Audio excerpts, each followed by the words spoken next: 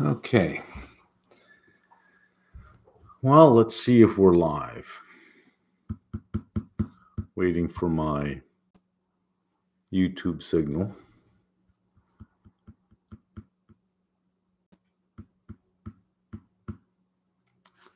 Just give me a minute here.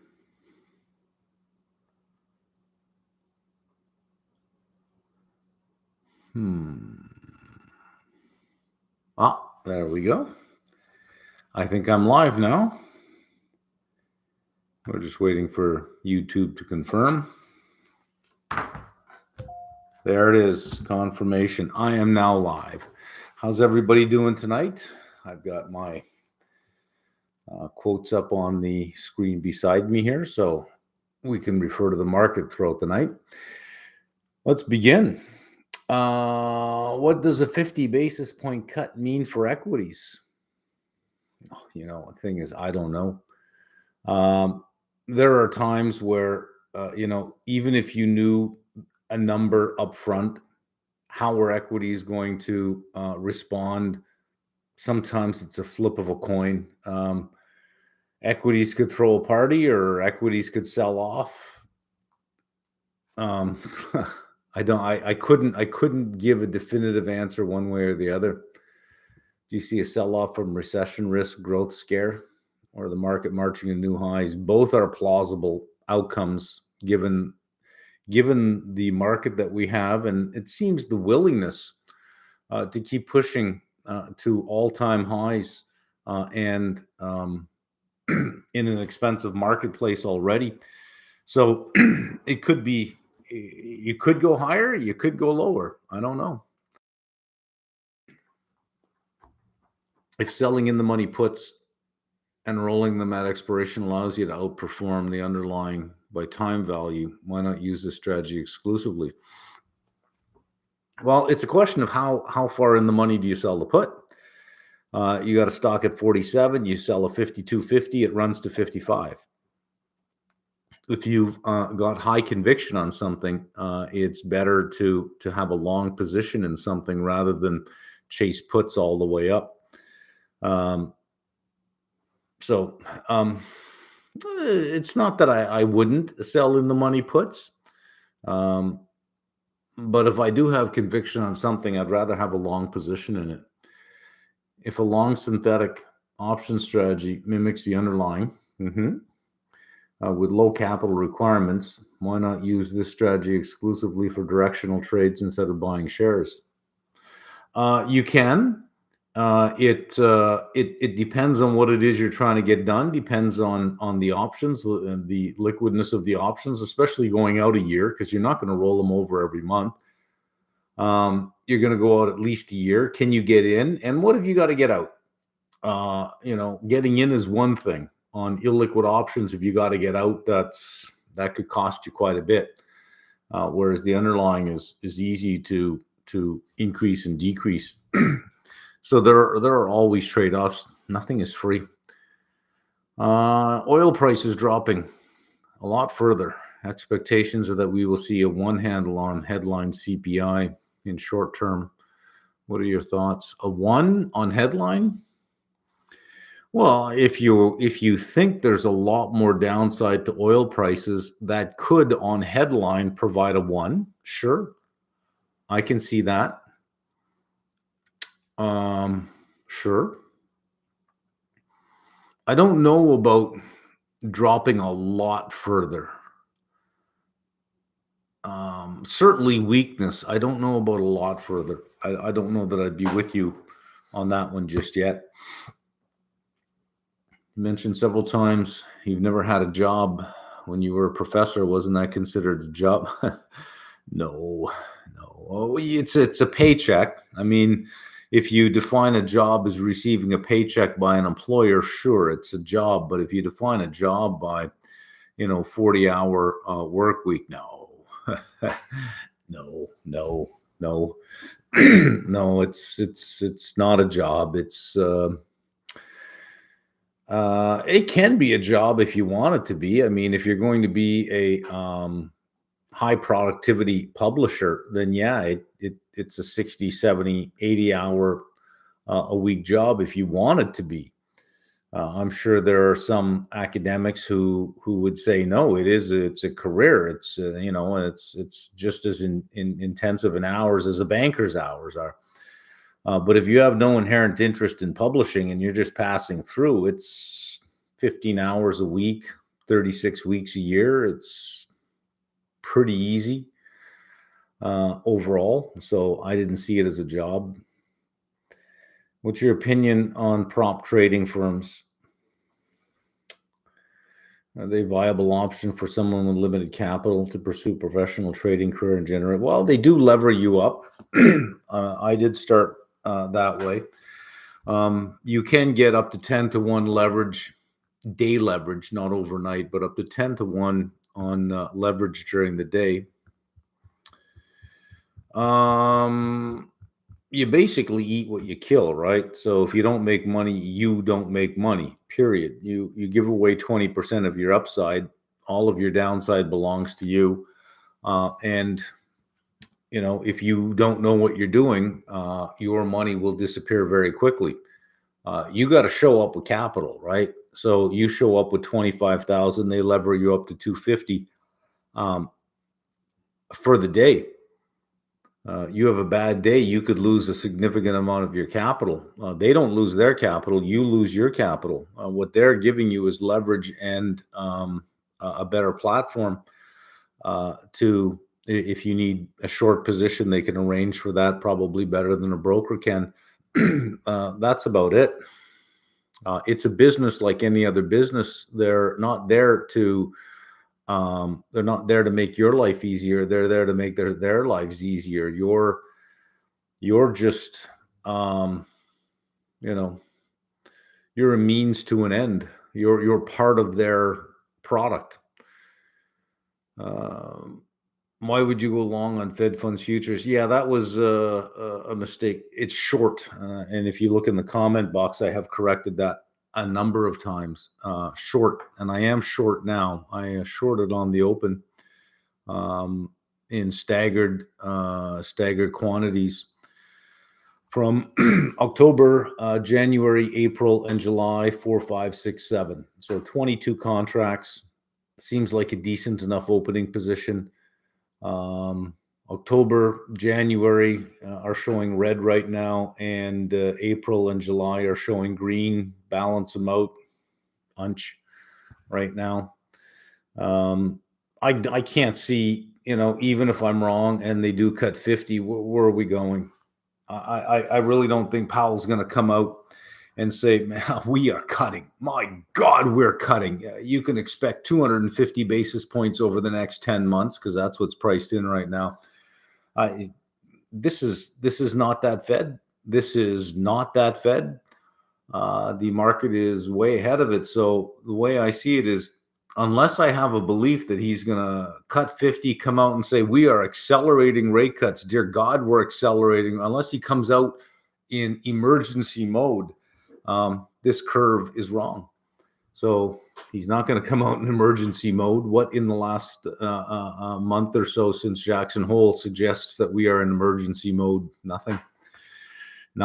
In fact, CPI and PPI on the core came in a little bit hot. So they're not going 50. Little away from the market. What are your thoughts on private versus public education system in America? Public schooling in decline with politicized curriculum. Do private yield better results? I don't know the answer to that. I didn't go to school. I did a PhD in the U.S. I didn't go to high school or grade school in the U.S. So I can't really answer that. I seem to think that private education probably is a step up from public education because better funded, I think, and better ratios in terms of a student to teacher and a lack of a union, which means you can get rid of underperforming teachers. Right now, you can't, right? You can't get rid of underperforming teachers. So you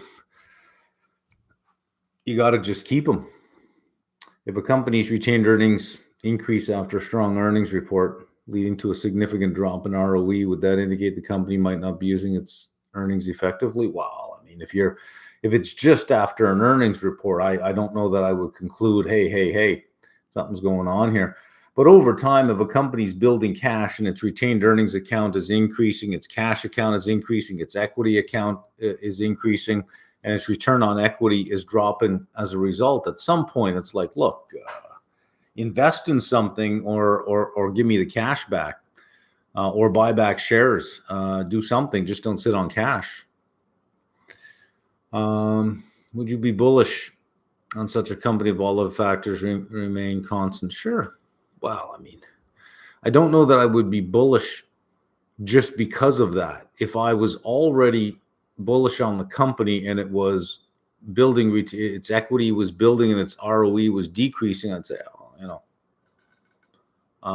who cares? Yeah, I'd probably still be long. Do student to teacher ratios really make a difference? They do. They do. Or is it the same old story of students with better socioeconomic backgrounds having access to better opportunities? Seems like the latter to me. No, student-teacher ratios do make a difference. A class of 30 is difficult to give much more than a few people attention, and you prioritize at that point. Smaller classrooms are better for interaction, are better for asking questions. It does make a difference. Now, if you have a class of high performing individuals, you could probably get away with a higher student to teacher ratio. Although I don't know that would be a trade-off I would make. I'd probably think if I have a class of higher performing students, I can elevate the content to a higher level, create better students. But yeah, the ratio does matter. It does.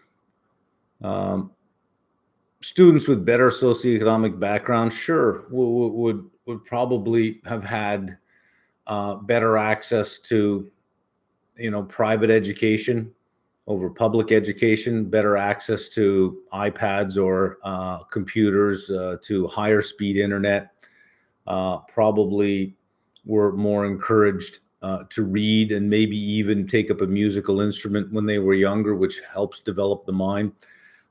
Yeah, that's fairly standard. Yeah, that's pretty standard. Primary school education is meant to make up for that by having it free, right? Everybody pays into the system. I didn't pay for primary school, so part of when I paid taxes, it went for primary school. I was never against that. That's fine. And you're funding a school board that's supposed to provide books in a library and computers. I don't know so much that really happens. I think in Canada, it's still a pretty good education system overall. I think because it's quite well funded, so I think it's a pretty good education system overall. I would say the one thing that countries can spend money on that pays dividends is their education, is to give the best education they possibly can. I don't know if you can do that with unions, because bad teachers don't go away. They simply don't go away. What are you going to do with them, right? You had mentioned in previous video that agency is a cash-like investment. Was curious if you had any other like investments. There's a little REIT in Canada called BTB. Its net income is very, very low because its depreciation shield is very, very high. So when it pays a dividend, it's above what it needs to pay out to satisfy REIT status. So its dividend is declared a return of capital, 8.8%. 8 point something percent dividend, and it's a return of capital. So it's a nice little income earner because as you get it, you can buy more, and there's no tax on it until you sell the shares, and it's all a capital gain in the end because whatever income you make during the year is just a return of capital. That's a nice one to hold in the taxable account. Low volatility, pretty good customer base. Government of Quebec, government of Canada, and then some larger retailers like Canadian Tire, Walmart. Fairly high occupancy, very little growth. It's not going anywhere. Like it's $3.50. It's not going to be a $10 stock, but it's not going to be a $2 stock. It's pretty much going to go sideways, but it's got a fairly decent dividend. Slightly confused on the increase in money market funds assets on today's market outlook. Would that not coincide with dropping money market rates and expected more buying, price up, rates down? Well, there's an expectation that the Fed is going to cut rates on Wednesday, and I don't disagree with that. I think they're going 25 basis points, and I think that they'll maintain a certain pace of rate cuts over the following meetings. I don't think they're going. I don't think they're going to admit to that. I think they'll stick with, we're just going to watch the data, but at this point we feel comfortable cutting, and if things change, we'll change. I think they'll say something like that. But what is money markets represent the safest money. It's where I want to go to be the safest. Duration is on a tear. Gold is on a tear. Markets are on a tear. And more every week you see this. Every week you see this, and more money's looking for safety. More money's going into safety. More money, but all this stuff is on a tear. Who's putting all this money into safety? How come? How's you got the market going up? You got gold going up. You got the long end of the curve. You got bonds going up. You got money markets going up. Where's all this money coming from? That you would think at some point that money would come out of the money market and say, now is the time to get on the long end of the curve. We're about to start cutting rates because the duration return you get off a 10-year far out, even though you're getting, 3.9% or 3.8%, let's say a couple of weeks ago, instead of 5.5 or 5.4, the duration that you get off the long end of the curve far outweighs any cash return you're going to get. Why isn't money going out there? Why isn't money going into the equity market? When these things are they just keep going up. Money market funds keep going up. It's like, record levels, and people want more and more safety, yet risky assets keep going up. What's going on, right? One of those things is wrong. Could you elaborate on your CFA Level 1 2025 course? Exactly how much content would be taught by you directly? I don't know anymore. There are other voices in Level 1. There have been for a couple of years. So I don't know how many of the videos have changed. Somebody just went through Level 1. I asked them how often I was in there, and it's still the majority of it is me. That's about all I can say. I don't know the basics of finance. Watch your YouTube content. Want to learn from you. I've just completed my bachelor's in engineering, but want to switch to finance. I'm currently trading the futures market through prop firms. I want to learn more about this business. Well, I wouldn't look for CFA to teach you anything about prop trading or anything about trading futures at Level 1. You'll have to get through that, and I think they got a little bit of it at Level 2, and that's really about it. But it does give you an understanding of the asset classes and the tools on which you would do research about the asset classes. It's about the best answer I can give you for that one. If you don't mind sharing your thoughts on prop trading platforms like Top Step. I don't know anything about Top Step and their future in regard to regulation. I don't know anything about that company at all. How do you calculate the Sharpe ratio of a portfolio? Take your daily return series, like whatever your dollar amount is, they calculate what your daily returns are over a period of time. And once you have your return series, you can calculate the mean, you can calculate the standard deviation. Your numerator is the return you made on the portfolio minus the risk-free rate over that period of time divided by the volatility of your portfolio. Your broker should have a feature which calculates the Sharpe ratio for you.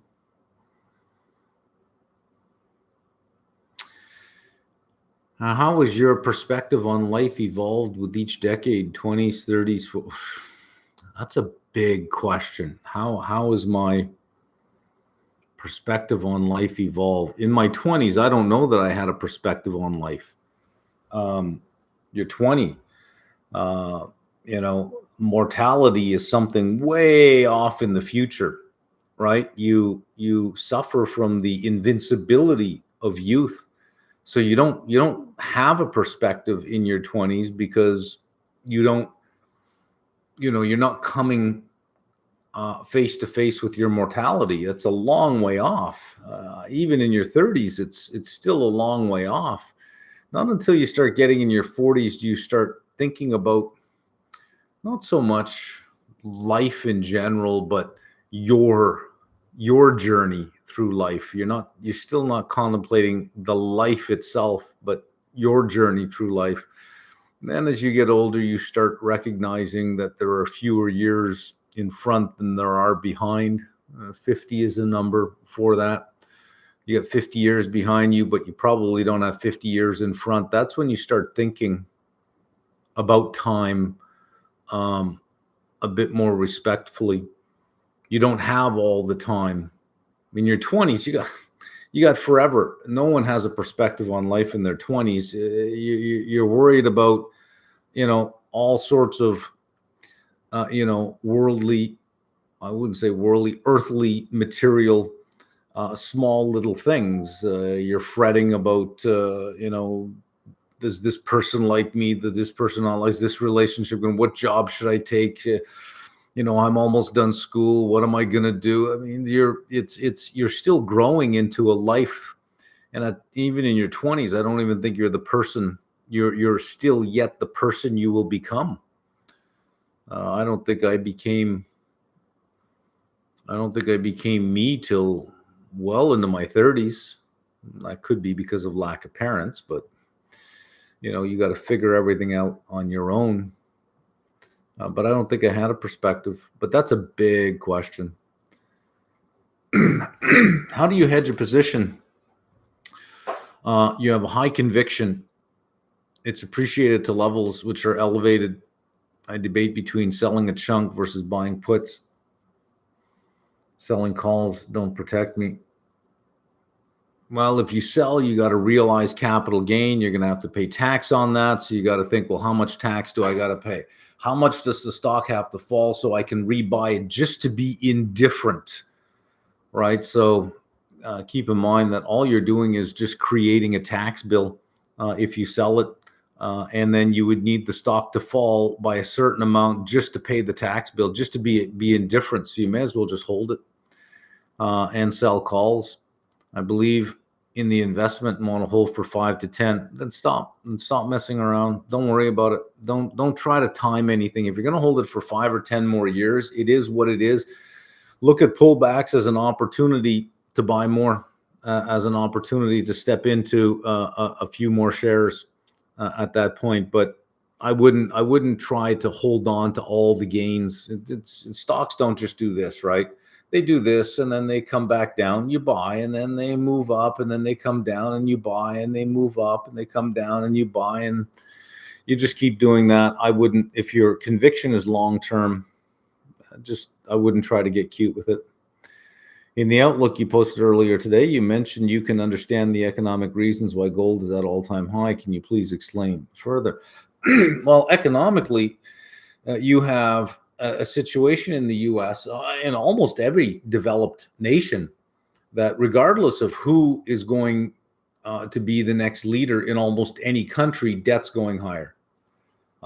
In the U.S., if Trump wins, debt will go higher. If Harris wins, debt will go higher. In Canada, if the Liberals win again, which looks very, very doubtful. Debt will go higher. If the Conservatives win, debt will go higher.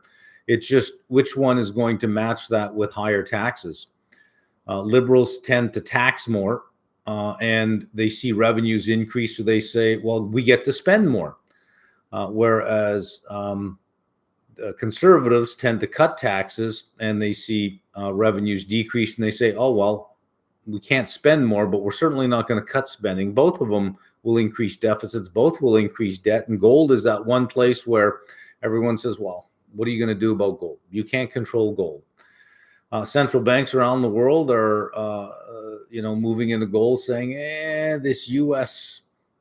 dollar thing. I mean, if they can do what they did to Russia, to us, we don't want to be in U.S. dollars. So at the margin, that's causing some grief. The economics of gold mining are the better days are behind us. There aren't any more, at least, experts would sort of agree, there aren't any more tier one mines to find where you have, big gold reserves. Those are just gone. And the yield per ton is decreasing over time. So the supply of gold coming out of the ground is not going to keep up with the demand for gold. So price goes up. So the economics out there, do support a higher gold price, or supported a higher gold price than 1,800 or 1,900 with no candidate talking about the deficit, with no candidate talking about the debt, with no candidate talking about the interest expense as a size of the budget. That's saying that none of them see it as a problem.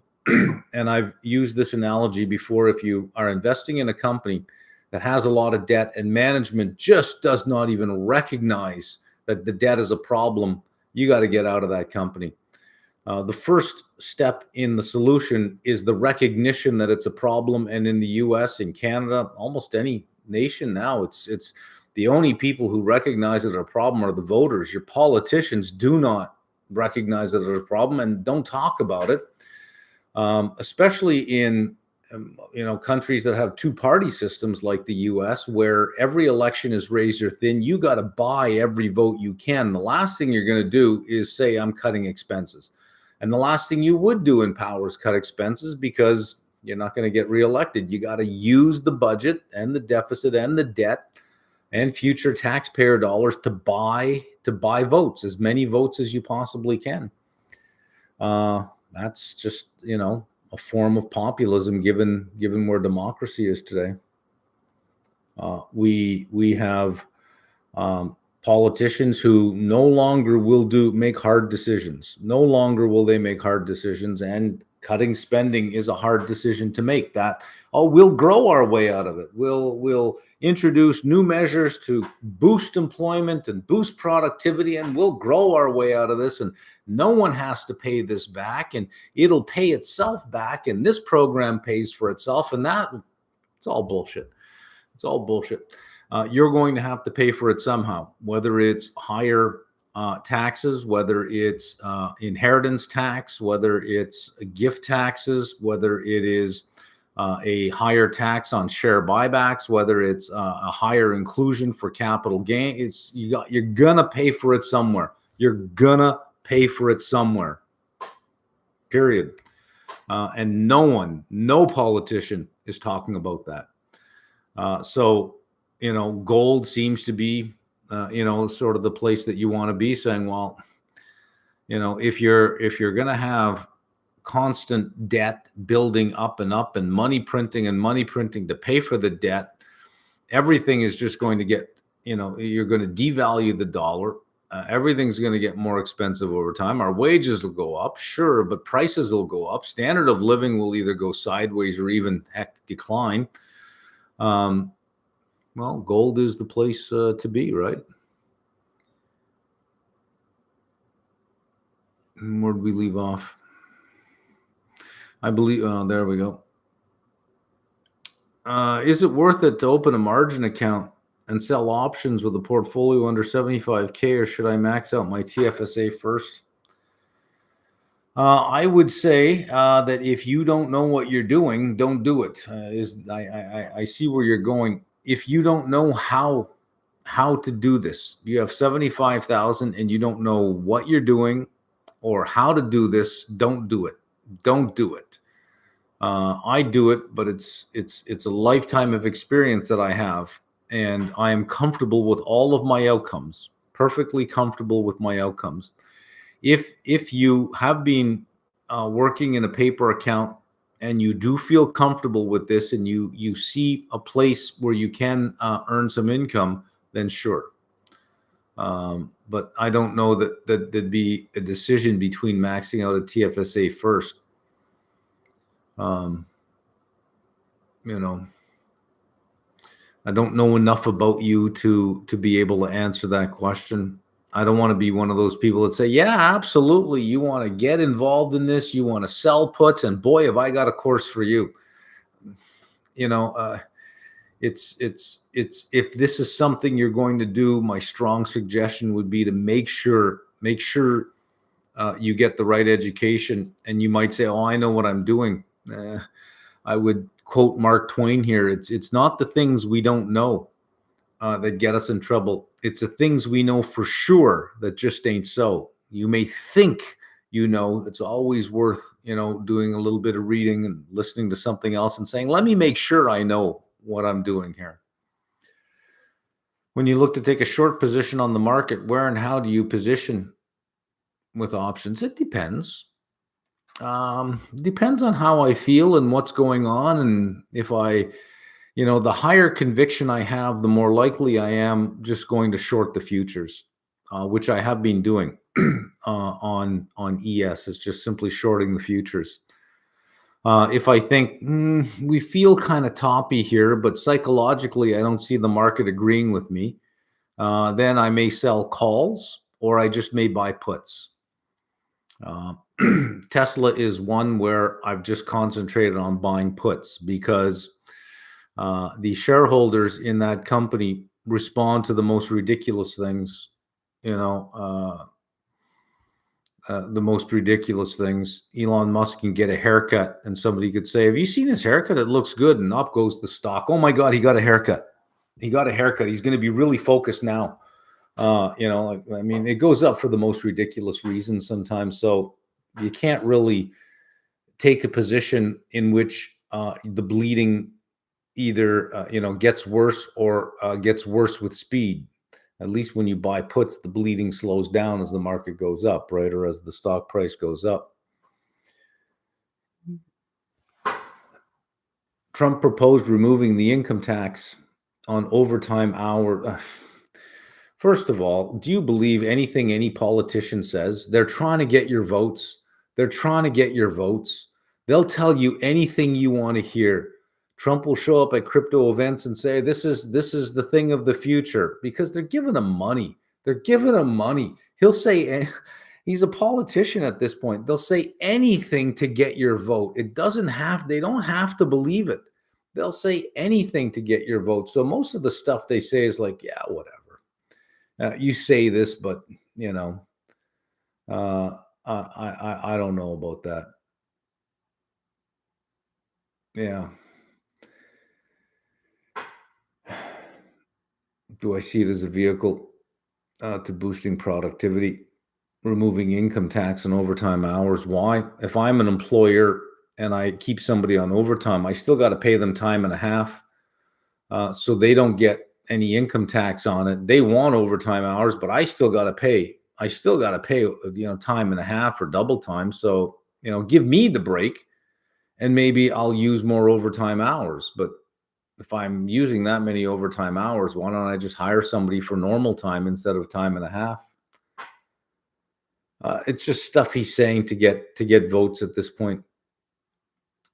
You ever receive your Vision Pro? I had my, you have to set up an appointment and then you put the bloody thing on and you set it up for yourself and somebody talks you through it, says, do this, do that. And you do this kind of thing and you do that sort of thing. And it was just really disorienting. You set it up, and if you move this way, you got to keep looking this way at something because it's tracking your eyes, and it was heavy after a while. It's like, okay, I don't like this, and then you're trying to do this, and it's frustrating because it's not really working out. And sometimes you get it, you go, okay, and then it just gets frustrating again. I'll wait. V2, V3, V4, either it'll die or it'll get better. It'll get lighter, it'll get better. But I wasn't going to pay, what was it, almost 4,000, over 4,000 Canadian after you pay the two punishment taxes, the 13% on top of what you're buying. I just couldn't see the value in it, given what it was. I didn't like it. So no, I didn't get it. After trying it, I just thought, no, I'll wait. Did you see the second attempt assassination of Trump? Yeah, I guess they got the guy in custody. Somebody was walking around with a gun near his golf course. Thank God guns are difficult to get in the US, and not everybody has well, no, sorry. Guns are easy to get, and everyone's got a gun. So the fact that somebody's walking around with a gun near the golf course, surprise. Anybody surprised at that? Yeah, I did see news about that. Your thoughts on the impact to the market? At this point, zero, and I think at this point that kind of hurts him because his VP is JD Vance. This is number 2. You elect this guy president. If he gets shot, you're really electing JD Vance at this point, right? So I don't know that this is as helpful to him as the first one. The first one really gave him a boost. This one, now you got to start thinking, well, there's a lot of people who want this guy dead, it seems, right? And if he's in office and he gets shot, we get President Vance, JD Vance, and I don't think that guy could win. I don't think he would go back. I don't think he could win against Hillary. He's a liability, I think. So I don't think this helps. If anything, it probably leans more towards the Harris trade, which would, I think the Harris trade is more Wall Street negative because she will raise taxes on successful people and see that as an opportunity to spend more, not as a way to close the budget deficit, but we have more revenues coming in, we can spend more. And up goes the deficit, up goes the debt.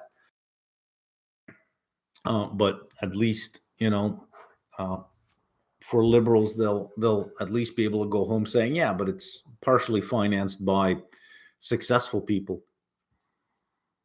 And we hate successful people because we're not successful. So we don't want anybody to be successful if we can't be successful. Liberalism.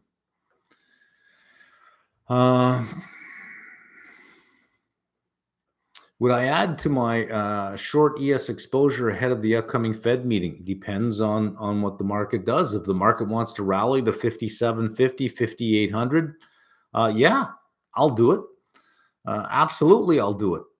But if the market pulls down 100 points ahead of the meeting, I'd say, well, it's going in the right direction. Not really.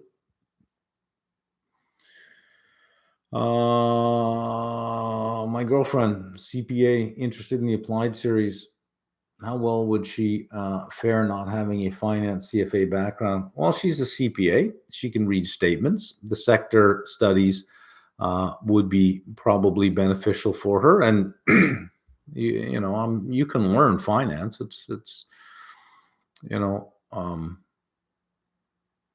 don't know that it would be that much of a stretch from accounting. You have the accounting behind you. So as far as analyzing 10Ks, the transactions behind all of the entries. It should be easier. Said in the previous stream, it's impossible to forecast FX rates, and anyone that do is guessing. Yeah. But how are there prop firms and significant amounts of money in that market that do make a profit? Statistics. right? It's statistics and turnover. If I put 50 people in a room and I say trade 20 on, just by flipping coins, 25 of them will make money that day. I get rid of the other 25. I recruit another 25. The first 25, 12 of them will go on to make money 2 days in a row. I get rid of 12. I recruit another 12. Those 12, 6 will go on for the third day to make money. I'll get rid of the 6. I bring in more people. And as long as since it's a prop trading firm, you're bringing your own capital. You're just losing your own capital. What do I care, right? What do I care? If I have large enough numbers, statistics tell me that some people are going to in the long run make make money off it, and good enough. But that doesn't mean that it's possible. It just means if you have a large enough group, a certain percentage will look like they know what they're doing. But run that trial again, and the top 5% would be a different group of people. Run it again, and it'll be a different group of people, right? The the turnover in the winners is incredible. The turnover is incredible, especially for currencies. Especially for currencies. Significant amount of that volume is speculative trading. According to BIS, traders are able to forecast something here. Otherwise, firms would go bankrupt. No. No. No. I have a video on my channel called the Coin Toss Con. Watch that one. That is the basis for every finance company out there, like Raging Bull. If you remember Raging Bull, that fell apart spectacularly. But any company that purports to sell you ideas from its proprietary trading system, our system is flashing buy signals on these 10 stocks. Get access now. That's just a bunch of coin tosses. And I explain how it works in that video. And they made a lot of money. There's another one out there. I don't know. I forget the name of it. Bloomberg did a story on it. It's just one big pyramid scheme. It's just a big con, but they're doing like 600 million a year on a con. Is because people want to believe. They want to believe. If I tell you that I have a system that just prints money. I have a system. And I'm going to let you know what this system is. And it's a relatively easy system that pretty much anybody can implement. I mean, I do it every day. And you don't need a lot of capital to get it done either. It's a pretty straightforward and simple system. I'll tell you what it is. But first, let me just tell you how successful I've been with this system. I mean, I'm living in a great house. You should see my gym downstairs. I got a pool out back. I got a place in Costa Rica. The system really works. You see what I'm doing? I'm not telling you what my system is. I'm telling you about a system, and you're leaning in and you're thinking because you want to be just like that, because hope is so very, very powerful. That's why religions and cults do so well, is because they feed on your hope. Dating sites feed on your hope. They feed on all of these things are about hope. Nightclubs are not in the business of selling alcohol and a dance floor and music. They're in the business of selling hope, because you go to the club because you hope you'll get lucky that night. You hope you're going to meet someone. It's all about hope. That's what these prop trading firms do. They tell you, our system, our platform, our information, our data, our ability, our size in the marketplace, we'll lever you up, bring your money. You're just a product to them, somebody that goes through, and when you're done with your money, out you go, and they bring somebody else in. All of these things are like that. So yeah, they make a lot of money because the biggest market in the world to be in is hope. If you can bottle that and put it on a shelf. People will buy it. People will buy hope. Always, always.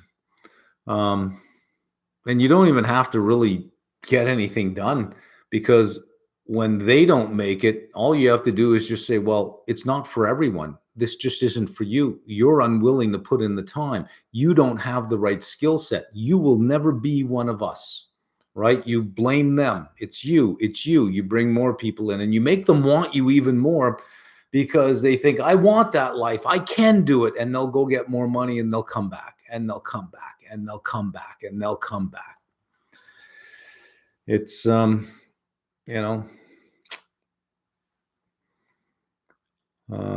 is the risk event with ABR done? Well, they're a publicly traded company, which means that their securities will always have risk. Every security has risk. So no, the risk event is never done. If you mean with in terms of the investigation going on, if there was something would have been uncovered by now. I mean, it's if you can't just go in and spend weeks and weeks and weeks and hours and hours and hours trying to find something. Either you find something or you don't. But you can't just be wildly running after an untamed ornithol, right? I want you to Google it to see if you know what reference I'm making. Do you see any risk event coming for GM? You'd have to be more specific than that, considering market is overvalued. Yeah, but an overvalued market is a risk event for every stock, not just GM. So when you say a risk event coming for GM, what specifically do you mean on that? The biggest risk event for GM would be a significant drop-off in vehicle sales, especially the higher priced vehicle sales, because insurance rates are absolutely ridiculous at this point. And I think at some point it's going to affect higher priced auto sales because they are just ridiculous prices.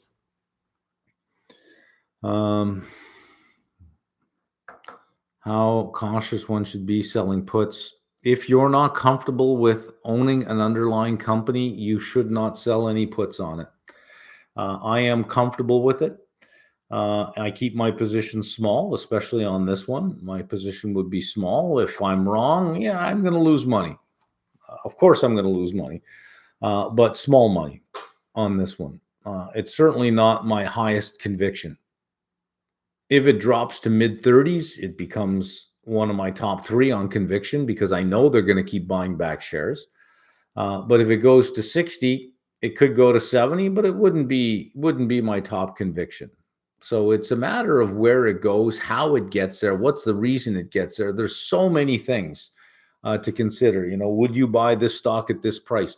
It depends. It depends on how it gets there. So a stock that's $30, would you buy it at 25? If I think it's worth 30, would I buy it at 25? Sure. But if it gets to 25 by Monday morning coming out saying SEC is forcing us to restate our statements for the last 5 years, no, it'll get to 25 very quickly. And no, I'm not going to buy it. It depends on how it gets there. It depends on every day new information comes out, and as new information comes out, you have to be willing to update your position. So you may say, I'm bullish on this stock, and then new information comes out Monday where you go, well, I didn't have this information when I formed my opinion. I now have this information.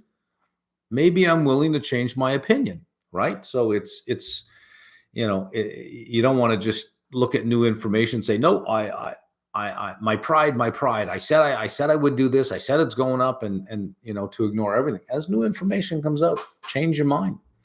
I'm short Tesla, but in October, if they come out with a full platform and they have a robo-taxi and they say we have approval in 4 key cities and we're going to be on this platform and you can start downloading it now and start taking rides right now, I would think, holy shit, that I didn't think that would happen. I'm pretty sure they're just going to show some mock-up thing that's on some closed track around Warner Brothers, and maybe a few special effects and some videos, and it'll still be years away before it actually is there. But if the event happens and the information comes out and I say, I was wrong on that, then I will change my mind. How will domestic currency trade at a forward premium if foreign risk-free rate exceeds domestic? How will the domestic currency trade at a forward premium? Well, it depends on which one is in which side of the trade you're on. How you quote it. Domestic, foreign, domestic. One premium, one current, one side's premium is the other side's discount. So, being that you're not telling me exactly what it is, it's possible. When a currency is trading at a forward premium, does it mean it is depreciating? No, it just means that mathematically, the higher currency interest rate in the numerator outweighs the interest rate in the denominator, so that the ratio is greater than one. So you're multiplying a spot. It's just a mathematical result. There's no meaning in it. It's just a mathematical result. To put meaning in it, you need a theory. Right? You need a theory of what you think is going to happen to the exchange rate. So you have a bunch of different theories that you can invoke, but they're all just theories. There is no currency fact. There's only currency theories. No fact. Making some projections for a big pharma name. Any idea how to project the growth rate on different drugs? Usually that's done by market share. So you would have some idea of what the total addressable market is for a particular, let's say, an oncology drug. Let's say for some particular cancer is a $2 billion global market. And then you would have some idea of what market share this company is going to achieve. So it may have a 5% market share, and you think, well, over the years, it can probably get to a 10 or 15% market share. And the total addressable market looks like it's growing by 10% a year. So you would forecast a bigger market share based on the total addressable market. That's usually for drugs. It's usually how that is done is what's the size of the market and what market share do you think that you can get. Same thing for auto sales, really, for auto companies, depending on the models or the brands that they're in, is for light duty trucks or passenger vehicles, is that you would think, okay, well, you have this much market share, and I think that you can increase your market share, and then you'd look at the mix of vehicles in there and think, well, can you get consumers to the higher end, to higher trim, or will be average trim? So I would start with total addressable market and market share. Boeing keeps getting bad news. Any opinion about its valuation? The fact that America can't let it fail considering its competition. Yeah. Change of leadership, I think, is what Boeing needs. A significant change in leadership. Something cultural is going on there. There's something with the culture of the company. How to measure the growth deterioration in sales after IOA of a drug. It's not my market. It's not my thing. I don't get involved in the details of that sub industry because I know nothing about it.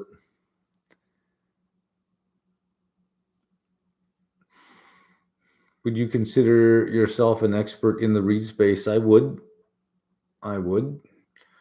How would you go about forming a directional outlook on the Nifty 50? I don't know. I know nothing about other markets. I don't want to talk about things I don't know anything about, really. And I know nothing about the Indian economy, the Indian political system, the Indian, the culture in India, the degree to which it is small firm capitalism, large firm capitalism, the role of the banking sector in promoting growth, the role of the public. I know nothing about that stuff, nothing. So I wouldn't have a clue. I wouldn't have a clue. Do you regret buying property in Costa Rica, considering luxury properties are hard to sell? Well, they are hard to sell. They are. They do take time to sell. If I had to do it over again, I would do Panama first. I didn't like Panama as a country. I preferred Costa Rica as a country, but I do have my my form, residency form. All I need is to go take my picture for my Dimex card, and it's done. And then you start paying into the healthcare system. Do I regret it? What I do regret is treating the seller as well as I did, because that guy was a real piece of shit. That guy was a real piece of work. What a piece of work that guy was. Just a thief and a fraudster. In what you find out after the fact, I regret treating that person so well. I treated him as an equal, figuring that at a certain level of wealth, you don't make decisions for dollars anymore. You make decisions for your integrity. I was terribly, terribly mistaken with this punk. We basically almost got into a fight on the front lawn when he came over, and I pointed things out. His reaction just did not please me. So I kicked him out. I said, get out. And he didn't like that. So he came at me, and we had all on camera. He came at me first. So I felt justified. And, he pushed me. I pushed him twice as hard. Twice. And I had a groundskeeper there who got in between us. Probably a good thing. But no, I don't regret buying property in Costa Rica. I wouldn't do it again, only because of the residency requirement. I wouldn't do it again, but what's done is what's done, right? It's being Airbnb'd right now. It's doing quite well. So, I mean, it pays for itself and then some. My flight back to Costa Rica leaves on Thursday. I'm back there for a while. So, I was here for 3 months. I avoided the rain and the mosquitoes. I'm going back down. I made, a decent amount on Airbnb, which basically paid my running expenses, because it's not cheap to have a large property. You have staff, and you have to have staff on the premises at all times. So it was basically, my holding costs are basically free at this point. So it's like, I don't mind it. It doesn't change. I could see if I had 80% of my wealth tied up in the price of that property. Like if I saved my whole life to buy there, I'd probably be a little disappointed and very, very angry. But it represented, the purchase price represented a small amount of what is a growing amount that I have. So I'll never use it all. So what do I care? Right. I just wish that I had treated, I just wish the seller was a better human being. Then I wouldn't have felt so bad in treating the seller well, but the seller was not a good human being. That is probably my biggest regret, is the seller was a real piece of shit. Oh, what a piece of shit. Now that I got my residency, I guess I can actually name the person and point him out and tell you exactly everything this person did.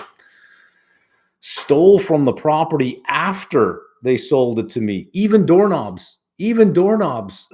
I'm not kidding you. This guy was a piece of shit. Oh, what a piece of shit. And he's a plastic surgeon. No need to be a thief like that. No need to be a thief, but at some point you either got to blame the culture or blame the parents. One of the two, because I'm sure he treats his patients the same way. I don't know that I would that I would willingly use him as a doctor, knowing what I know about him. Great content on Applied Series. To find Cars Nav, are you using their Q2 financial report issued August 7th, 2024? They report their net asset value every quarter. You can figure it out yourself because it is an IFRS company, so their investment property is on their balance sheet at fair value, and you can go to the section where they discuss the valuation and how what valuation process they use to value the properties.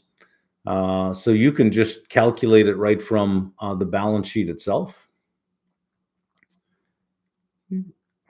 Financial modeling with Costco was so intriguing with a bit of it.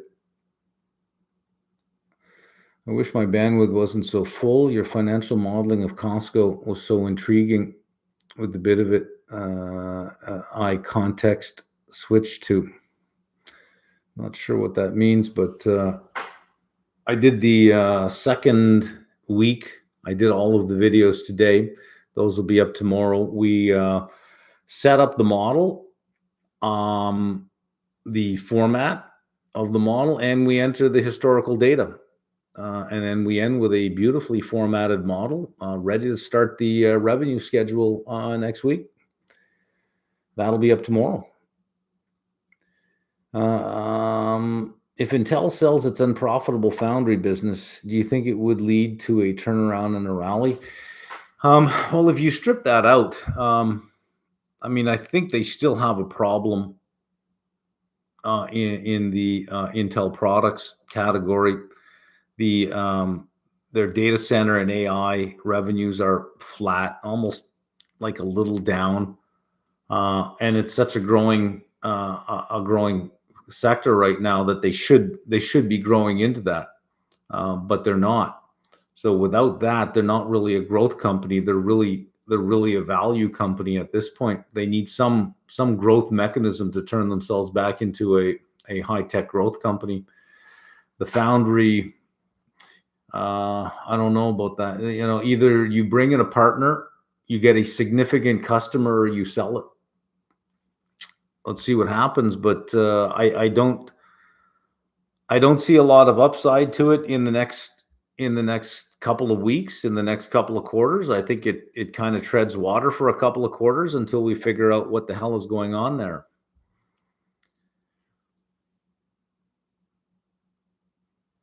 Started equity investments level 1, planning to take 7 days for first 3 LMs, 1 LM. I don't know what these shortcuts are. For day 4 LMs, I don't know what we're doing here with these shortcuts. I don't know what they mean. How do you think the study plan is? I don't know. The fact that you have a plan, at least it speaks to the fact that you're thinking about a plan. I don't know that you need to ask me how your plan sounds. You obviously would do a plan based on what works for you. You'd never say, hey, I've got this crazy plan. I've never done this ever in my life, but what do you think of this? So that you developed your own plan. What do I think? I think it's right for you. But I don't know what you mean by LMs a day. Learning modules? Okay, that could mean learning modules, then okay. Do you use deltas as the probability of the option to end in the money? It's an easy shortcut. Why is that? That would require a long explanation of Black-Scholes. Just it's based on a distribution and where in the distribution you think you're going to end. So it can act like a probability. Good time to build 60/40 investment portfolio with 60 XLY, 40 XLP. What's your time horizon? It all comes down to your time horizon. If you say 3 weeks, no. If you say 2 years, no. If you say, well, I got 20 years, sure. Doesn't matter when you jump in, as long as you jump in. It matters, it's your time horizon. In doing a synthetic, what would I have to do to get the exact same return that going long the stock? Nothing. Nothing. You'd have the same delta as the underlying. Reinvest the credit into the risk-free rate or into the dividend yield rate. Well, the options are priced on the forward curve. So if you're paying for it, if the stock's at 50, you go out a year and you look at the 50 strike, you're going to pay for that. You're going to pay the amount of the risk-free rate minus whatever the continuously compounded dividend yield is. That will be where the forward price is. So you are paying that. However, if you bought the stock, you are paying the risk-free rate.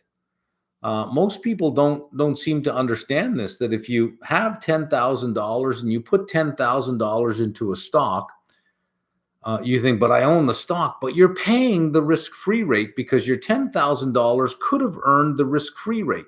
You're giving up earning the risk-free rate to be in this stock. So if it goes up and you make 5.5%, my argument would be, but you took on risk to get a risk-free rate of return because you could have got 5.5%.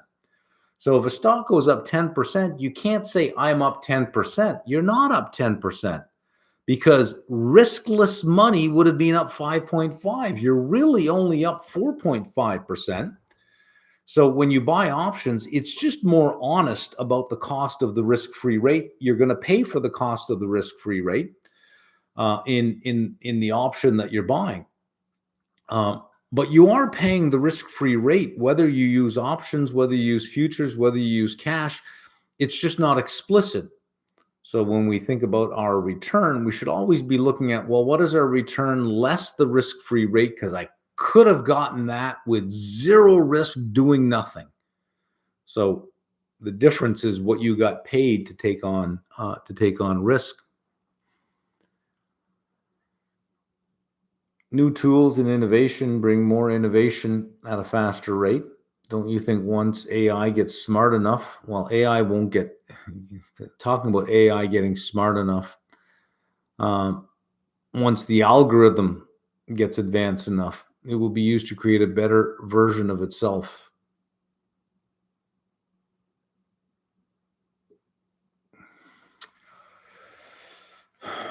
You know, I guess the concept of machines building machines, that you could, you know, I'm not saying it can't happen, that you could get to a point where it is so advanced, it then begins to make more advanced copies of itself.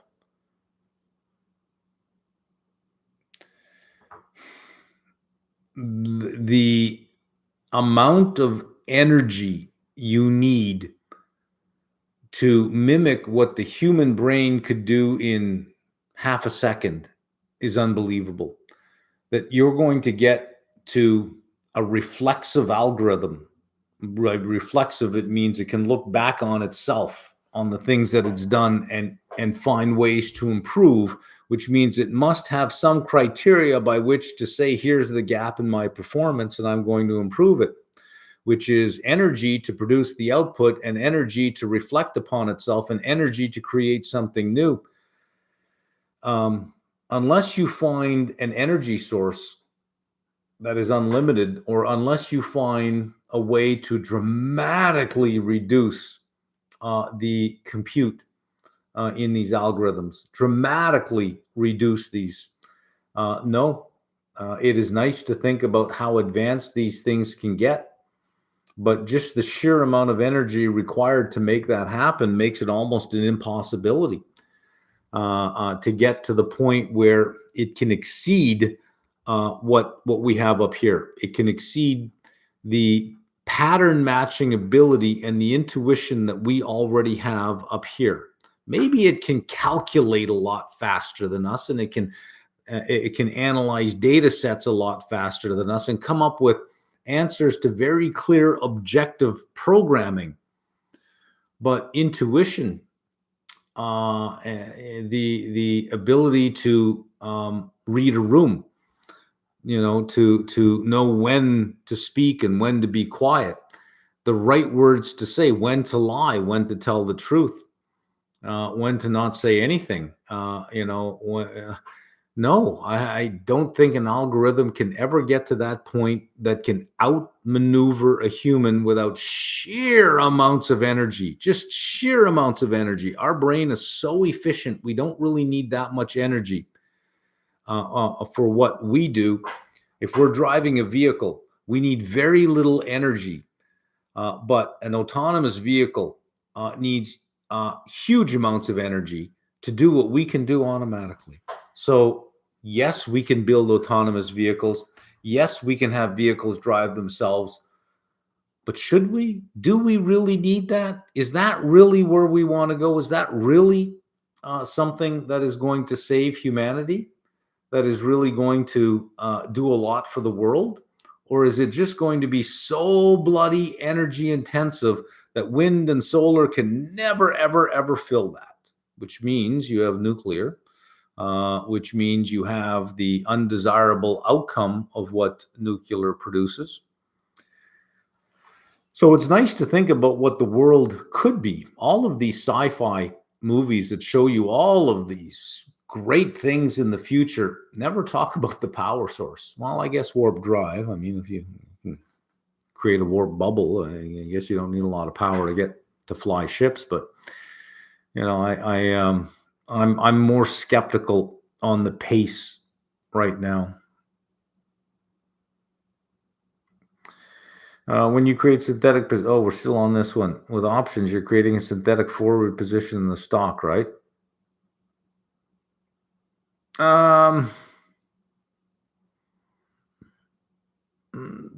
Okay, yeah, I get what you're saying there. Yeah, basically, it is a forward. It is, you are looking at a forward price. If you're trying to get it zero cost, it would be a forward price. Yeah. Why don't you include the present value of the strike price? Why would you? The present value of the strike price, just long call, short put. Well, you can. That is, I mean, if you include the present value of the strike price and you're putting it in a money market fund, you then nullify most of the carry, but you're using all your money to get it done. In which case, why not just buy the stock? To do all of that, why not just buy the stock? If instead of using $10,000 to buy stock, I can get it done with $2,000 and invest the 8,000. Am I not still using $10,000 to get what I could get just by buying the stock? It'd have to be a compelling reason why I'd want to do it synthetically instead of naturally.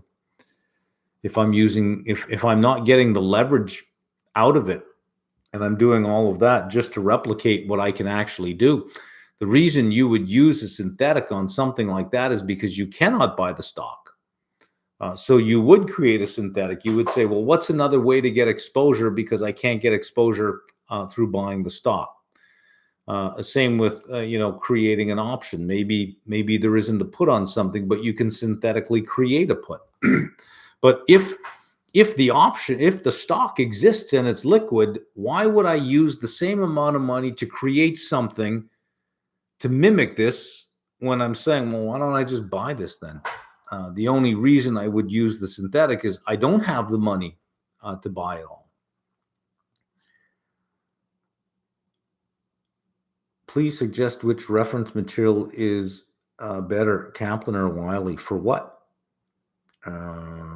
If you're talking for CFA, my stuff, my site's better. My stuff is better, far better. Which reflects the probability of the options to end in the money, delta or vega delta. I see what you're getting at. The probability of options to end in the money, delta. Yeah, delta is a good approximation. Do you do the Atkins diet instead of keto? Yeah, Atkins. Well, I didn't start off by saying I want to do the Atkins diet. After doing a bunch of research and figuring out what was important, I came to a conclusion of how I should eat calories, and it turns out it's the Atkins diet. Do you foresee a correction in Canadian real estate market? That would require me to ask more questions. That would require me to ask more questions. Like, what do you mean the Canadian real estate market? Do you mean Canadian REITs? Do you mean publicly traded REITs? Do you mean the price of Canadian housing? I think we're already seeing quite a bit of that in the Toronto condo market. So I don't know where you're looking for the correction. If you mean in REITs, yeah, I think so. I think some correction is in order. They have run quite a lot, but Canada is not the U.S. The Bank of Canada is not the Fed. The Bank of Canada's cut 3 times. The Fed hasn't cut at all, and the Bank of Canada is saying we'll probably continue to cut. So it's trading on its own interest rate dynamics. It doesn't necessarily have to have the same correction that I think the U.S. REIT space would have. Who is Bill Campbell and why you sued him? Well, whenever things like this happen, there's usually because there was a disagreement between two people on something that was expected, and then when it's over, you usually sign agreements saying, okay, you don't talk about it, I don't talk about it. That's pretty standard. So I believe most of that is out there for you to Google. Thoughts on Trump assassination? Already saw that. Do you use the valuation result from financial modeling as a reference for investment decisions? Not really. Not for what I do. Usually, by the time I get through the 10K and I have the story down, I pretty much know what I'm going to do. I don't necessarily need a target price to know what I want to do. I want to know what is going to drive performance into the future, and I want to know that management knows what those things are and that recognizes what those things are. And if those things are present, that's all I need. I don't need to actually come up with price targets. So not really. Thoughts on pursuing a PhD in this day and age? Well, as long as you know what a PhD is, it's a doctorate of philosophy, primarily the philosophy of knowledge, right? So it's a lot of questions about, well, what is knowledge? How do we come to know knowledge? And then whatever field that you're in, you then create knowledge. You say, well, I have an idea of what knowledge is and how we come to know knowledge. So here's something we don't know. Let me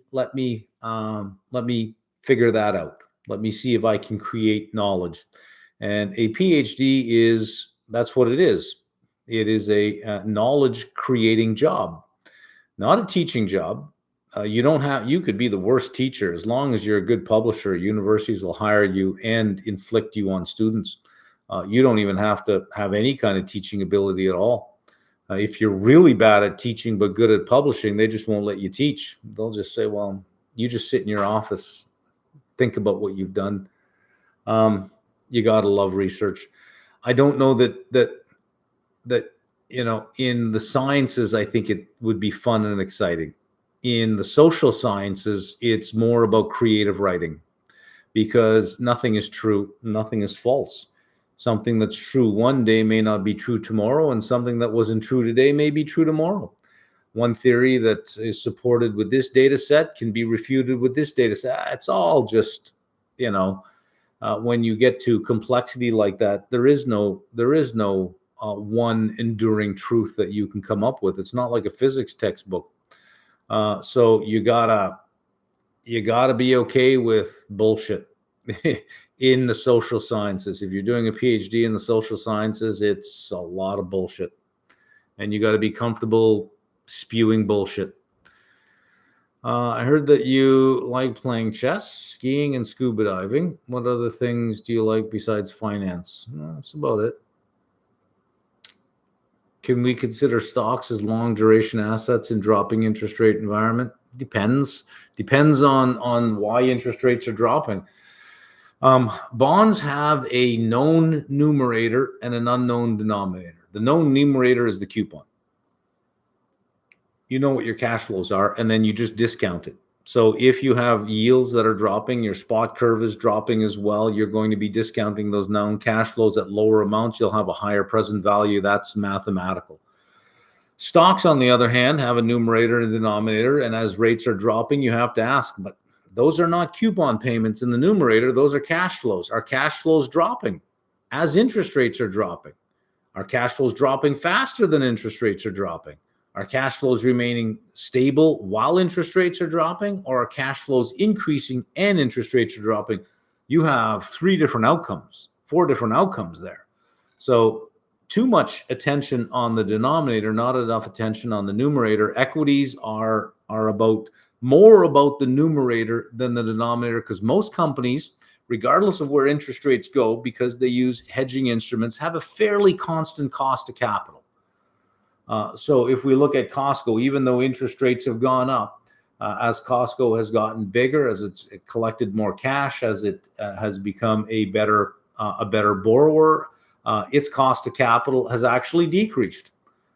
So it's not that interest rates change and cost of capital changes. That's more likely for high yield companies, small cap companies, maybe a few mid caps. When we get to large caps, they tend to have a very preferential cost of capital, very stable cost of capital as well.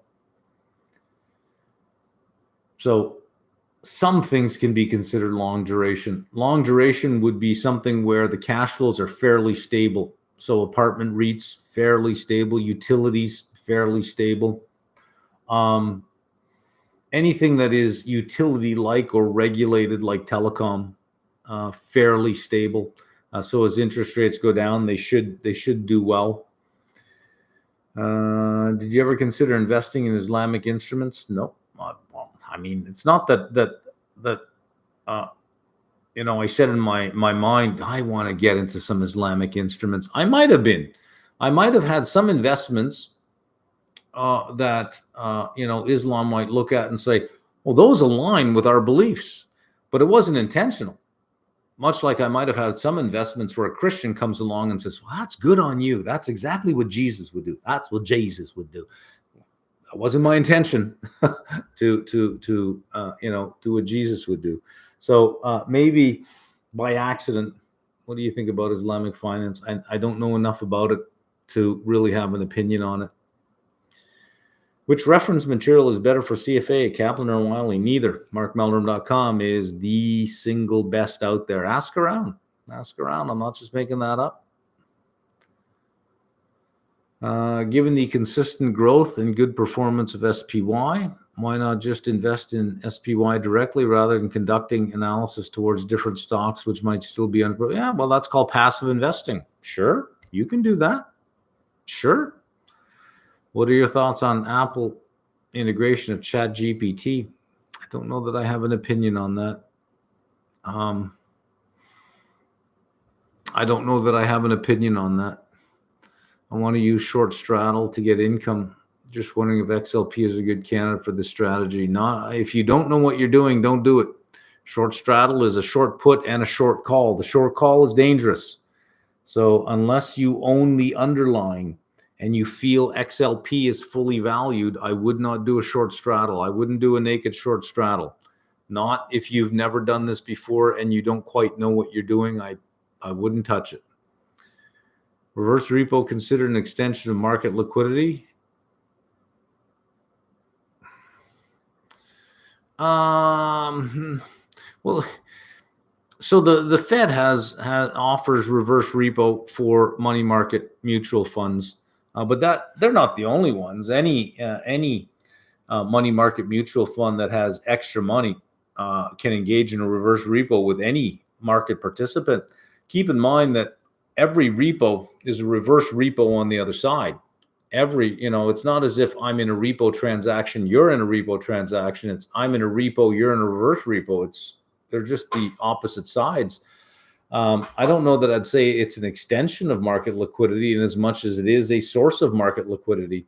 I don't know that I'd call it an extension. Unrelated to market, but I'm visiting Calgary in October. Yeehaw. Have you been there? Calgary? I think Edmonton, but I don't think Calgary. Any recommendations beside Banff? I'm not a. I wouldn't have any specific recommendations. To obtain income, what is the difference between buy-sell options on stocks versus ETF? There's no difference.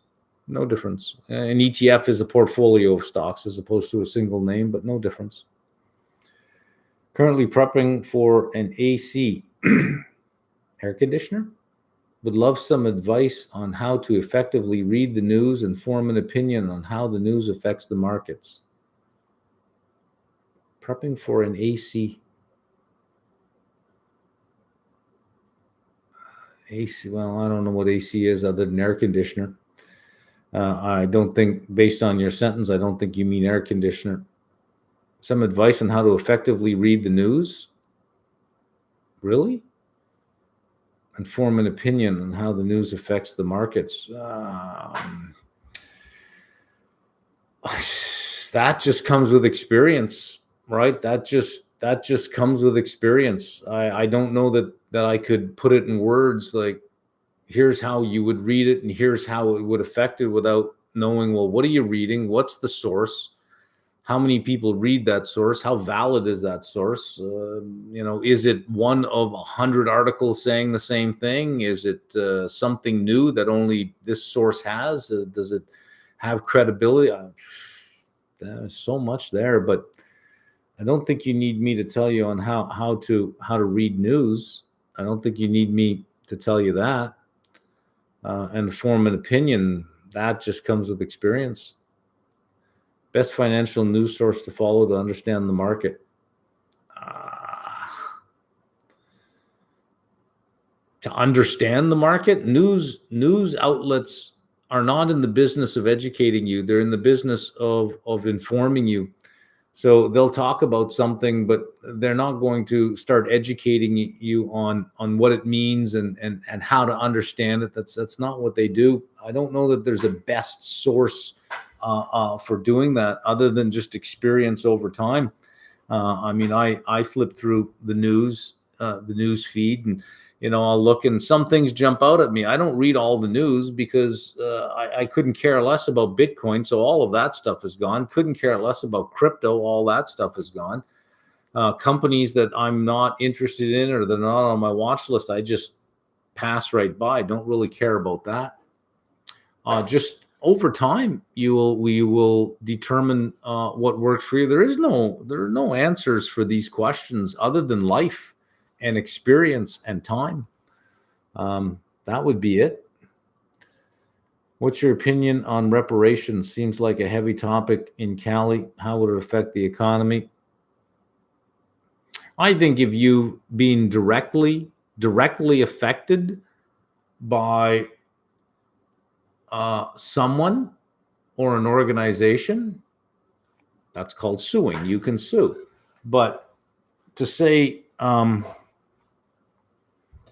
that several hundred years ago something happened, and because of that I'm owed some money today, these are not words that are coming out of millionaires and billionaires' mouths. So you can take it from there, right? I'm not successful. I seem to have an ability and a good reason to blame something that happened several hundred years ago. Didn't happen to me. And these people, they're not the ones who did it, but they should pay me, who didn't suffer from it, something. I think you can figure out the illogicness, the lack of logic, I should say, that goes with that statement.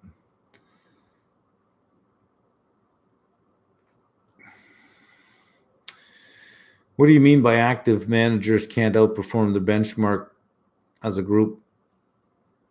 Well, take 10 active managers, all of them, all mathematically, they cannot all outperform.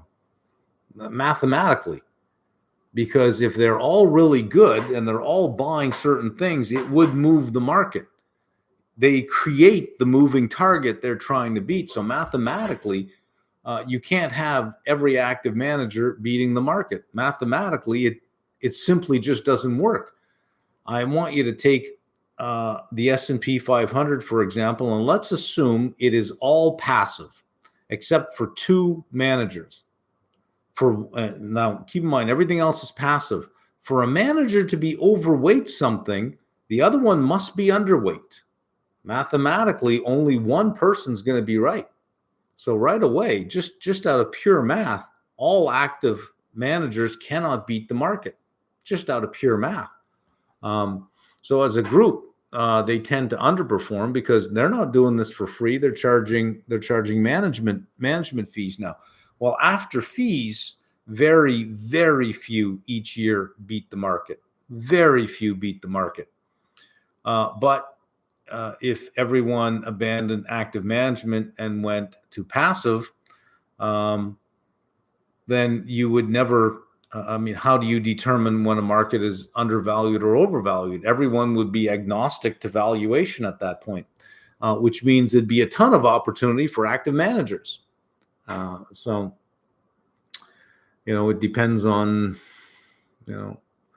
I'm generally unimpressed by active management in the short period of time, the couple of years, 3 years now running that I have had active managers. I'm generally unimpressed. I can do better passively with small little movements for alpha. I can do much better. So I'm going to give it a little while longer, and if it doesn't improve, I'm just going to say, look, give it back. I can do better. What benchmark would Warren Buffett use? Probably the S&P 500, given his holdings. What percentage of GDP, debt to GDP, would you think is reasonable for a country like Canada or the U.S.?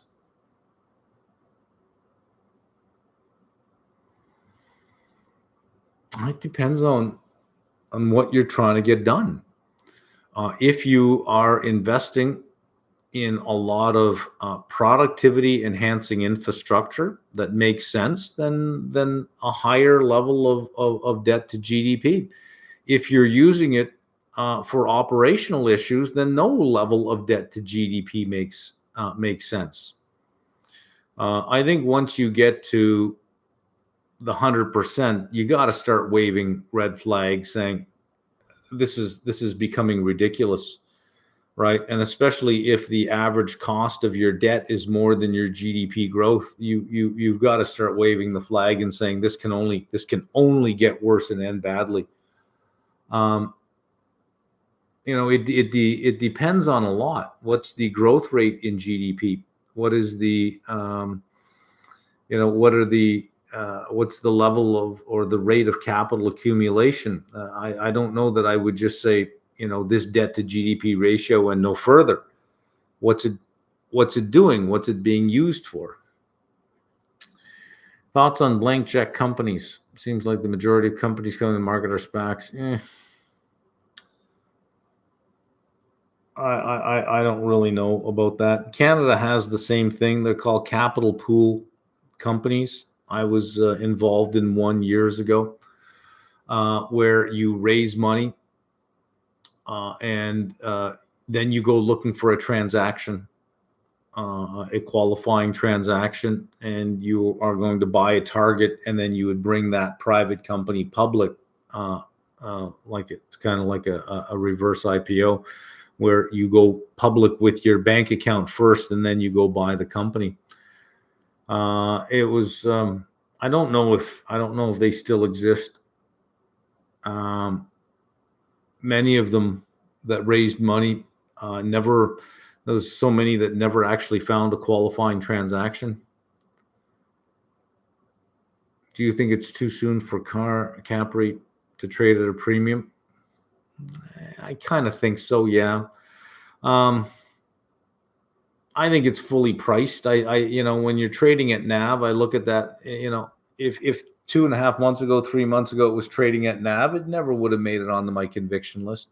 Not with a low dividend like that. I would have found something else, but at $43, it just seemed like why is nobody picking this up? We are cutting rates.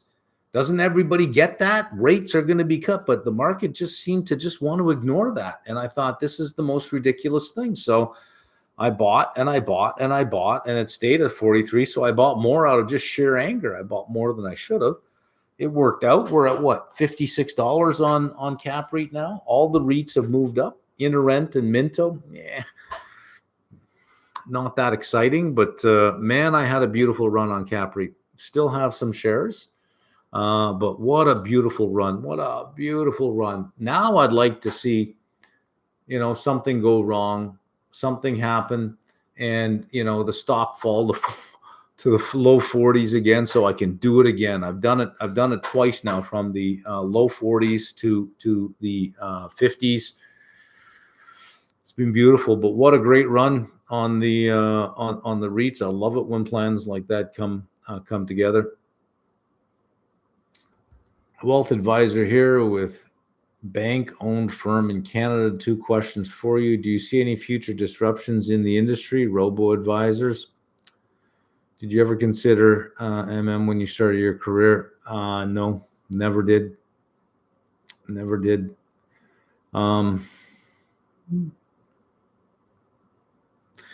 The robo-advisors, yeah, I can see issues there, because the failure of active management to consistently outperform, and especially after fees, those big fees, I think that's an issue. Robo advisors do what they design, mean variance optimized portfolios using a bunch of ETFs. I think for that large segment of the market that is, that has savings, but certainly not enough for a wealth manager to pay attention to. It is a big part. I don't know that I would discount it, but I don't know enough about private wealth management to get involved in conversations about it. I do know some wealth advisors, and it seems to me it's a lot of relationship management, which never really excited me. Where do we leave off here? Did you read Matt Levine's article from September 10th? He mentioned Tether is the first crypto with a use case, allows countries to use dollars to circumvent U.S. regulations and sanctions. Yeah, I think he's been on the crypto side for quite some time. I remember him laying out the use case for crypto, and it was all fear tactics. Large companies are collecting your data. Who's in charge of that? That can be scary. That's where crypto comes in. It's like scare you first, and then that's where crypto comes in. It's like, well, it's don't care. Just don't care. I mean, that's the space that he's writing in, mentioning that it has a use case, allows countries to circumvent U.S. regulations and sanctions. Is that a big enough use case that makes this a general purpose technology? No. No. All of these solutions are always about this kind of thing. Transferring millions of dollars with no questions asked in the middle of the night, avoiding sanctions, money laundering. Like, it's all shit like this, and you got to ask yourself, if this is the best use case you can come up with, is this really a technology that you want to give any kind of credibility to, if this is what it's used for, right? Ban this stuff. Just get rid of this stuff. I think you'd be doing the whole world a favor, because you would then be pushing all the criminals out into the sunlight. Now they'd have to carry guns and money again, instead of doing this. Now they'd have to go back to scamming people the traditional way by calling you on the phone. I think the world would be better off just banning crypto altogether, because it's just a joke. Really, that's not much of a use case, by the way. Everyone's talking about 25 or 50. Realistically, with high inflation, the market's quite high. Why would the Fed cut rates? Is it employment? Well, inflation has come down. It is time to cut rates at the front end because you don't want to be overly restrictive. It is time to cut rates, but certainly not 50, 25. Nick Timmer's Wall Street Journal article, affect market expectations on 50 basis point cuts? If so, why does market believe him? Well, Wall Street Journal is one of those publications that has credibility, right? It does have credibility. And he has known things about the Fed before. Whether there's somebody in the Fed that talks to him or not, I don't know. So what is your take on becoming a landlord in Ontario? I would never do it. Investing in direct real estate, I would never do it. Leasing for the income, I wouldn't touch that one bit. The law is heavily in favor of the tenant. If the tenant decides not to pay you for whatever stupid reason, it'll take you a year to get them out of there, and they get to live there rent-free, and nothing you can do about that. I know you are pro REITs, but why did you never directly invest in real estate and become a landlord? Why the hell would I want to? Why the hell would I want to? No, thank you. I'll let somebody else deal with that. What's your view on SPX for the rest of the year? I don't know. I don't know. No idea. It tends to rally into the end of the year, but it could sell off before it rallies. It could rally, then sell off. It could go sideways. I don't know. Who the hell knows? Nobody knows. Nobody knows. At this point, all I can say is we're dealing with an overvalued market, but a psychology in the market that just doesn't seem to care that it is overvalued. It's kind of like, the Leonard Cohen song, everyone knows the game is rigged. The game is rigged, the dice are loaded, and everybody knows. It's like the market's overvalued. It's like, yeah, everybody knows, but nobody seems to care. So it's hard to know where a market like that is going to go. At some point you got to care. I have no idea. If I invest in Spider and do sector rotation according to the business cycle, is it better strategy than just invest in SPY or try to find undervalued stocks? I'd try to find undervalued stocks. Timing the market, sector rotation, that requires a lifetime of experience to be able to do.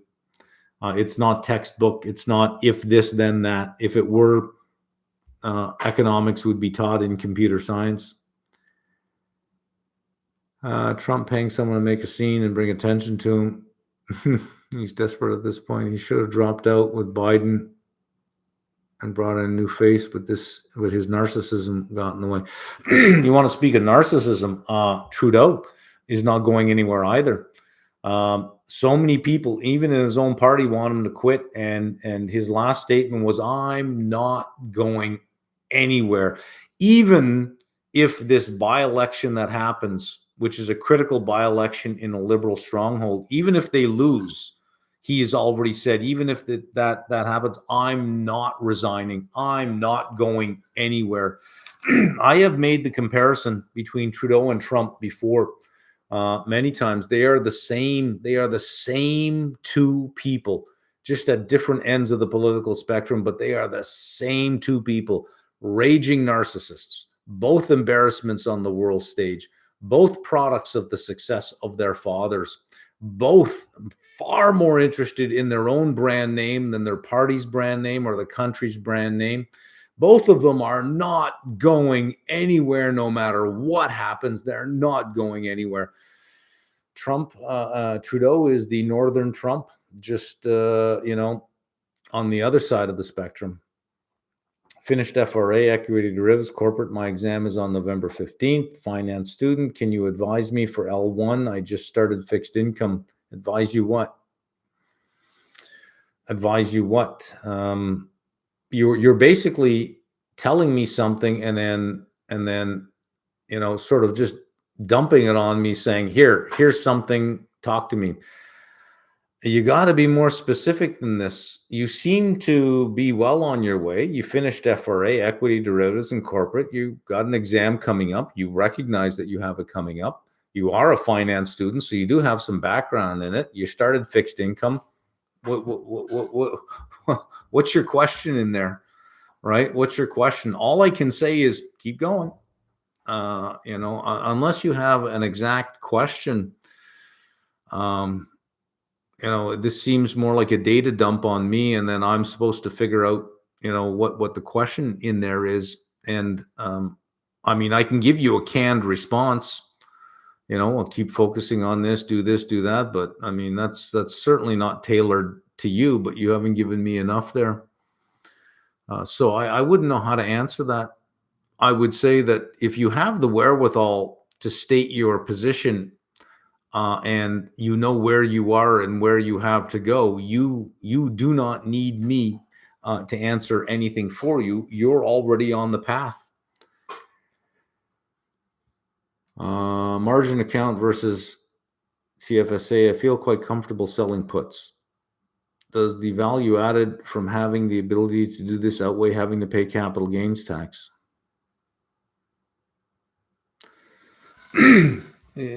Taxes are a fact of life. There's nothing you can do to avoid taxes. They are a fact of life. It is capital gains.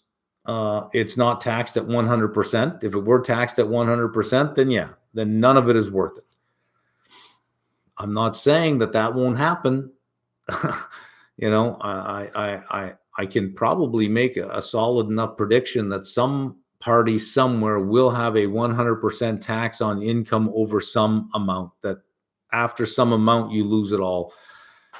It sounds ridiculous, but I have this idea, this thought that it would happen. And if it does, it probably would happen on inheritance, that you get to keep anything you inherit up to 10 million. Anything above that is a 100% tax, because we have people who don't have it and we got to give it to them. So thank your parents for all the hard work they've done, but you don't get to keep this. I'm sure there'll be 100% tax at some point on something. You don't have 100% tax, so it's always worth doing. It's always worth doing something. Did you touch on the applied series? All-in status yet? Don't know what that means. Did I touch on it yet? No. It is extended to September 30th because I didn't offer it to all our previous subscribers. I made the assumption that if you were just following, you were just following along with YouTube, or you saw it on LinkedIn, I just made the assumption that everybody saw it.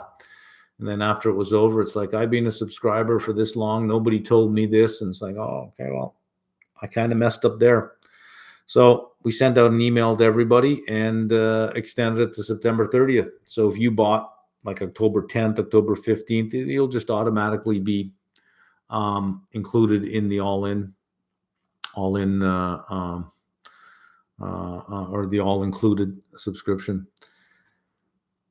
How can you short ZQ in smaller amounts? I don't know. It's pretty small as it is, right? Would it be reasonable to use a short synthetic position on ZQ July, or is there a better way? I don't know that the synthetic would change much. It's a fairly small,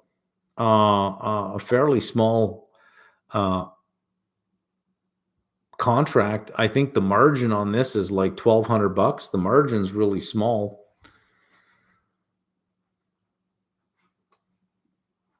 How does one analyze and evaluate rate cut pricing and its impact on slightly longer tenures, 1 to 2 on the curve? Oh, I wouldn't call those slightly longer tenures. They expect it to move in tandem. Should one rely on the forward curve? I'm not quite sure what you're asking me there.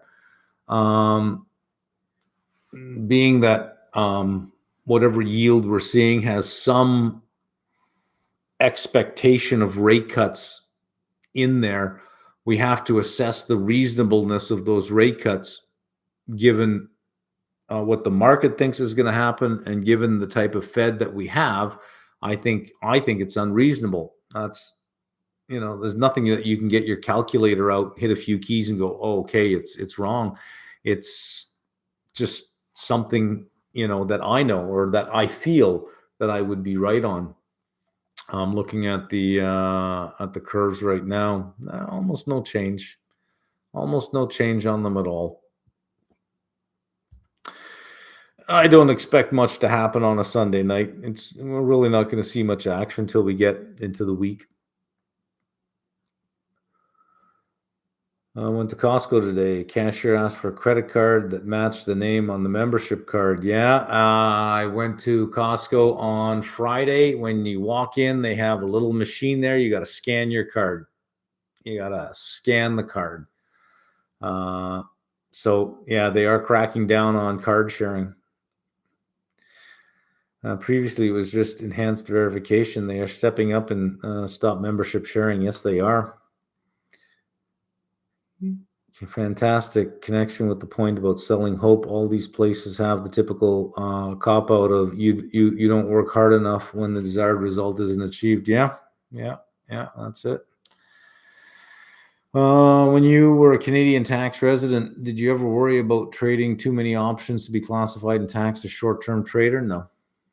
No. Do you see Oxy at 60 in the next in their next couple of weeks? At 60 from 51? No. There's something. Well, unless we have some significant surge in oil prices, I don't really see Oxy getting back to 60 that quickly. Well, it doesn't mean it can't happen. It wouldn't be my base case. I think it probably stays in the low 50s for a while until we get some significant information. That Buffett took another large stake in it, then that would give it a boost. Does interactive brokers work well for institutions such as banks, or is it more for individual investors? No, it is a fairly popular institutional platform as well, only because it is so powerful and you can trade every single market in the world, every security in every market in the world. That's what's nice about it. Learning equity research alongside studying equity investments. Required to build an equity research report in the end and post on LinkedIn, but can't decide what company to choose. One that you're interested in, one that you're inherently interested in, because it's a lot of work. It is a lot of work. So make sure it's something that you're interested in. I don't know what you're interested in, and try not to get too much into the tech space. Some of those companies can be difficult to figure out, especially if they have multiple products. They can be rather difficult to figure out. Intel would be interesting to do, right? Intel would be interesting. I think you could make quick work of that in terms of their segments. Quick work meaning that you can understand it quickly. Would you invest in companies like Baidu or Alibaba? Nope. Michael Burry currently holds large stakes in these companies. I'm not sure why. I know nothing about them, so no, I would never invest in them because I know nothing about them. Thoughts on the CFA private equity analyst certificate course? I have not seen it, so I have no thoughts on that. Any thoughts on lithium? My understanding it has been getting a bid lately. So it might be interesting. I don't know any of the tickers.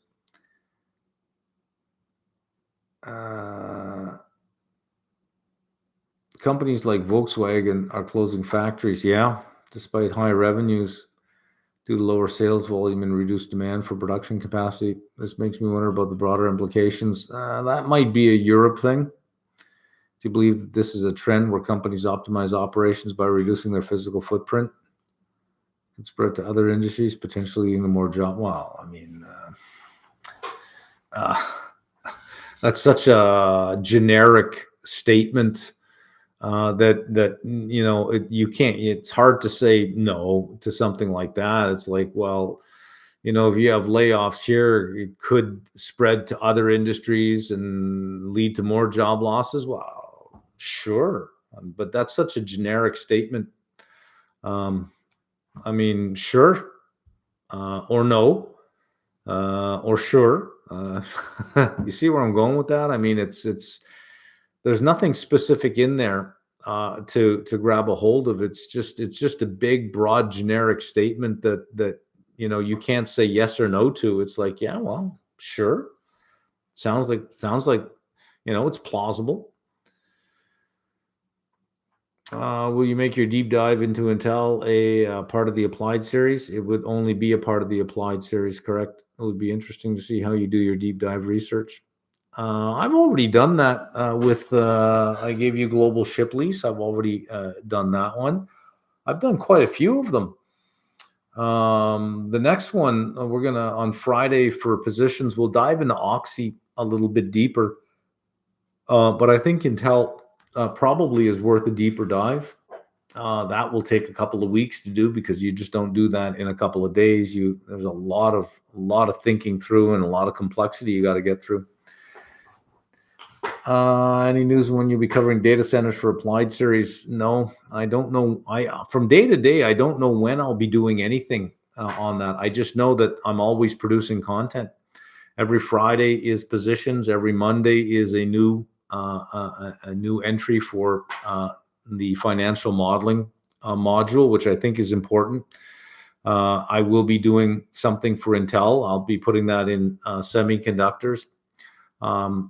I don't know when I'll be doing any new industries. I don't know that.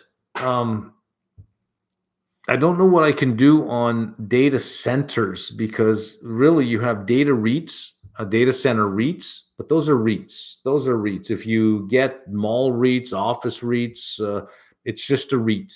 It's just a REIT. So it doesn't, I don't know that it requires its own video because it happens to own data centers. It is in the end, just like another industrial REIT, it's just a REIT.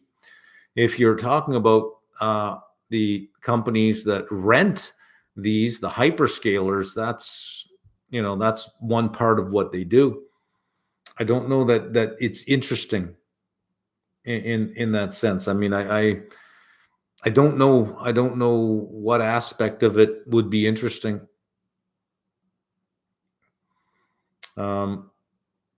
If you're just looking at the REIT side, again, take anything you learn from any REIT, it's the same thing. It's a REIT. It's just a different type of real estate, but it's still just the same thing. It just means I'm busy studying and I'd be diving super deep in your videos, but realistically, I can't switch on. Oh, okay. I get it. Got into a good business school, but their niche lies in marketing rather than finance. What do you suggest my approach should be to break into finance? Giving CFA in level 1, graduating in 26 with an MBA. Well, the CFA is probably the right path to go. It's not as if you're going to change schools now for a one that's more finance focused. Do you see an opportunity in China for the recent weakness? I don't know enough about China. Maybe go indexing to capitalize on recovery. Why do you think there'll be a recovery? I don't know that I'd be betting on a recovery. I don't know that I'd be betting on a recession. I'd be betting on low growth for a number of years. I don't know that I'd be looking for a recovery or a recession. Probably if you had to pick a sideways market for the next couple of years, it would probably be that one. Any plans to cover project finance modeling? Not really. That doesn't seem applied level related at all. It seems more corporate finance to me. Not really. I mean, off the top of my head, I don't see why I would do that. I don't know enough about renewable energy projects to be able to model those out. So probably not. That seems very corporate finance related to me and not very public finance to me, publicly traded finance. Heels in the back are missing today. Curious. Oh yeah, they're gone. Out, out. It's possible that money market funds are being used as margin to buy out. No, no, no, no, no, no. No. Yeah. Well, first of all, you'd have to explain to me how you see that being done. Off the top of my head, my initial reaction is no.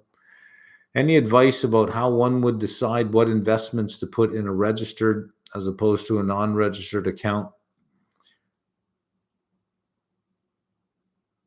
Also, which brokers do you use for your registered accounts? I use interactive brokers for as much as I can. In registered accounts, put your least tax efficient holdings in there. Anything that earns interest and anything that earns an unqualified dividend, which are REIT dividends in registered accounts. Chatted with the latest version of ChatGPT and asked it this question: is RRP reported by the Fed from its counterparty perspective? It answered inconsistently. Is the correct answer yes? Well, it is how can we explain this? If you have a security and you need money, that's a repo. You're giving the security, you get some money. It's called a repo because it's a repurchase agreement. You agree to repurchase that security tomorrow. From the other side, they're not repurchasing anything. So it must be the other side is the reverse. If you're giving the security for money, that's a repo because you agree to go back tomorrow or the next day or whenever and repurchase the security. So money market funds are taking in a security and giving money. That's a reverse repo.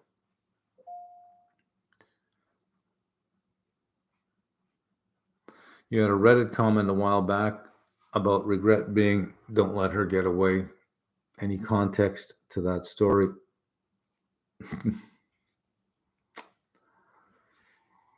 Well, yeah, there's a lot of context to that story, but that's a story that I realize the various tax implications of these accounts, by the way, but I meant in general, do you just dollar cost average in your registered accounts and only buy or sell or use options? You can't sell options in a registered account anyway, so you can't use those strategies in a registered account. Let's see. You mentioned you do not refer to financial modeling for target price. Then what's the purpose of financial modeling? I don't use it for that. I don't use a hammer, believe it or not. I don't use a hammer, but I understand the purpose of a hammer. The hammer has a lot of purpose as a tool, depending on what you want to do. There's a lot of things that I don't use, but I understand that they are used. This is an applied level. It's not, here's what Mark Meldrum does all the time and only what Mark Meldrum does. It's here is stuff in the CFA curriculum. Let's apply this in the real world and let's give you an advantage in the interview room. By the way, I got an email last week from somebody saying that they mentioned me in their interview and the interviewer said, "No way, I used that thing." It was the applied level. They were both talking about that. Got the job. I'm not going to use it as a reference because the guy's name on it, and I don't want to put it out there. But it's nice to hear. That's the second or third time now that I've heard that it matters in an interview. So the financial modeling module is for you. It is so that when you walk into an interview room and they ask you if you have experience with it, you could say yes. And you can open up your computer, spin it around, say, I built this whole thing. I'm not giving you the Excel file at all. You're not getting that at all. You have to build it yourself. And then when you're done, when this is done and you've built the model, you will email me the model. And there I know that you've completed it. You get a certificate of completion, which you can then use. That's how I'm going to make sure that you've completed it, because you'll have a finished model. But if I give it to you, how can I ensure anything? No, no, no. This is for you to build a skill that you're going to need in the real world. I don't particularly use it because I'm an individual investor. I don't manage anybody's money. I don't have to be uh, so precise in what I'm doing. I just have to know that the answer is somewhere over here. I don't need to know it's over here or over here. Just it's over here. We're going up. This thing is going up. That's all I need to know. I don't know what the target price is. I'll get a feel for it when it gets there. Um, Institutions don't work on feels. You know, you got to produce. You got to produce research. You got to sell. Now, if I were doing that, if I were selling research, if I were saying, look, you're never going to find anybody who knows more about Canadian REITs than me. If you're going to be in this space, you got to buy my research. I know this stuff. I go from city to city to city, and I go to each of these buildings, each of these locations, and I look and I count cars in the parking lot. No one knows more than me. Then yes, you've got to use modeling. You've got to produce output. You've got to produce valuations and ranges. You got to do all of that stuff. So the applied level, it cannot just be what I do. It has to take what's in the CFA content and say, this is how this shit works in the real world, and it's messy. It doesn't travel from the page to the real world as neatly as the blue box examples would have you believe it does. It's a little bit messy. I don't particularly go all the way through the valuation. But if you're going to get a job in this industry, this is a skill set you're going to have to have. You're going to have it. Let's give it to you. That's all. That's all I'm doing.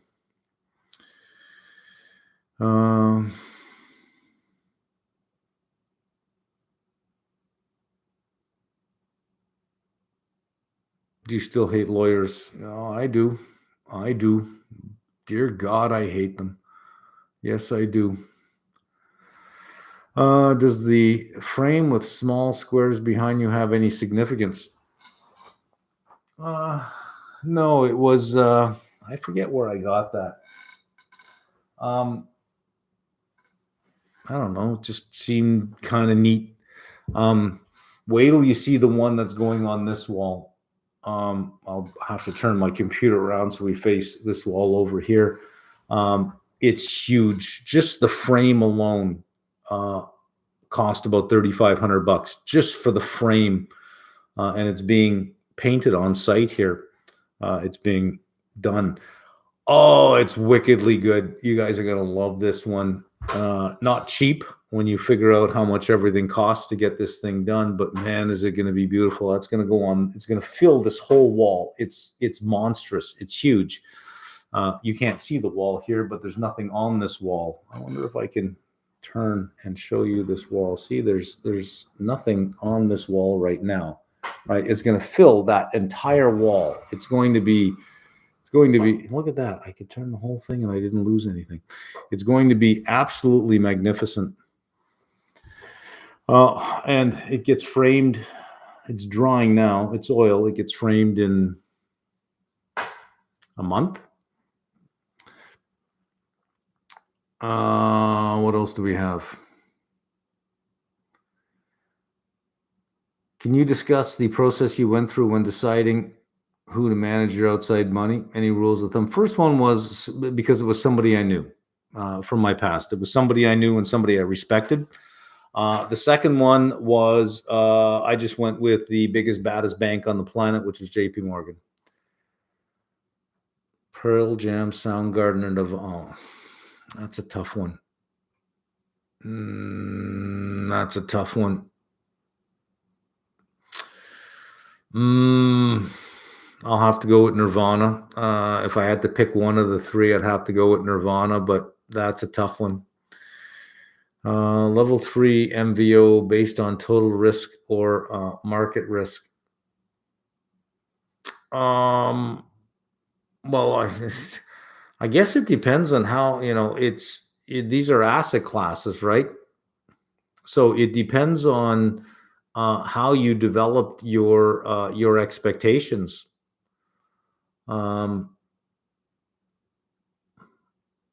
if it was a CAPM that you used, then it is using a beta and an equity risk premium. So it would be well, I guess my first question would be, you tell me what do you think the difference between total risk and market risk is? I always assume that when people are using words, they're using it the same way that I have the words in my head, but you may in your head be using a definition of total risk that may be different. I said, well, okay, that's not what I understand when you say total risk or market risk. If we're talking about an asset class, there's only asset class risk. There is no idiosyncratic risk because you have the whole asset class. Any idiosyncratic risk is completely diversified away. So I guess I would have to ask, what do you mean when you say total risk? Presume it's total risk, but when you optimize your optimal portfolio, wouldn't idiosyncratic? There you go. You're already answering it, right? You skipped my question. Currently sitting for level 1 in November. If I upgrade to full access plus, would I get access to the new content in the applied series? Yes, you would. Yep. Are you looking forward to the upcoming hockey season? I don't have time to watch anything. Honestly, I have no time to watch anything.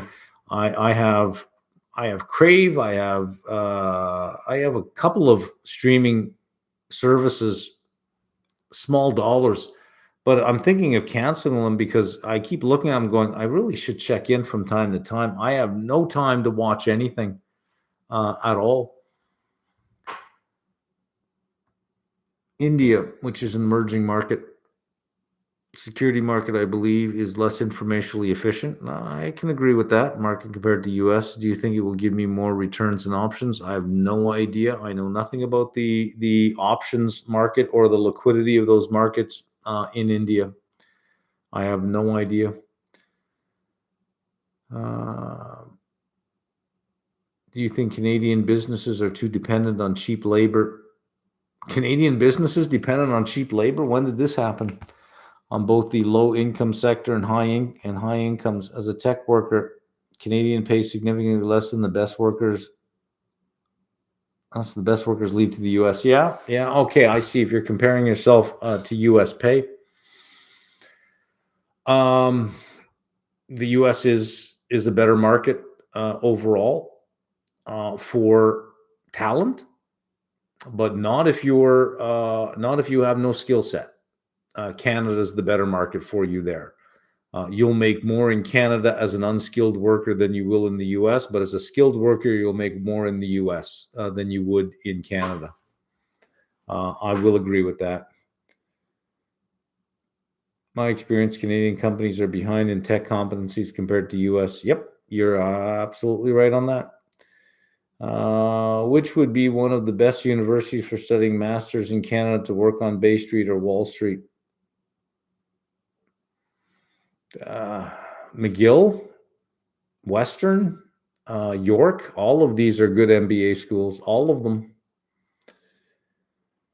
If you should choose an index that you would buy and not look at for 2 years, which one would it be? 2 years. Buy an index or buy an ETF that tracks an index and not look at it for 2 years. Which one would it be? I had to buy. Do I have to buy it today, or is it something I could buy after a slight correction? Can I buy it on Friday? Can I buy it on Wednesday after the Fed makes its decision? If I can, it would be a REIT index or a utility ETF, either a REIT ETF or a utility ETF, because rates are coming down over the next 2 years. I just need the market to understand that it's not coming down as fast as they think it's coming down. So these things pull back, then I would take those. Yeah. How to grow your TFSA as quickly as possible? Don't. Whenever you try to do something as quickly as possible, you probably will head to zero just as quick. Read dividend income and reinvest. Yeah, okay. If you want to do that, I think that's a good idea, but that is not as quickly as possible. Don't think about quickly as possible. Think about as consistently as possible, and time will take care of the rest.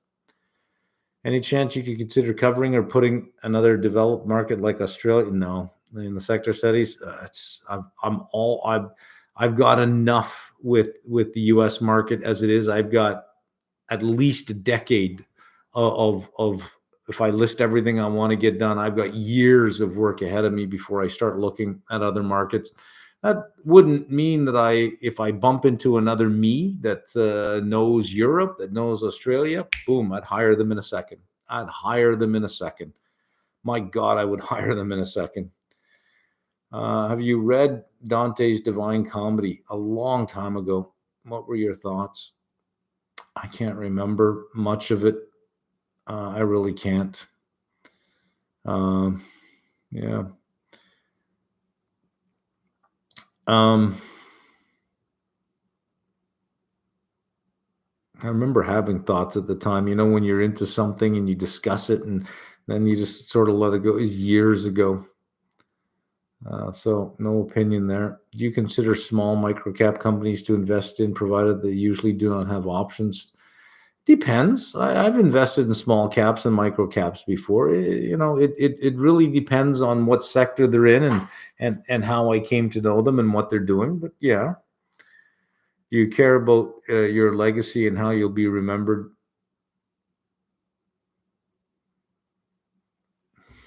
Well, I think everyone cares to a certain degree. The majority of my wealth is going to fund research chairs at two research chairs at two universities. So I will be remembered to some degree by the name of the chair. I don't think that I'm important enough in the world to use the word legacy. I'm just not important enough. What in Costa Rica will you enjoy as soon as possible upon your return?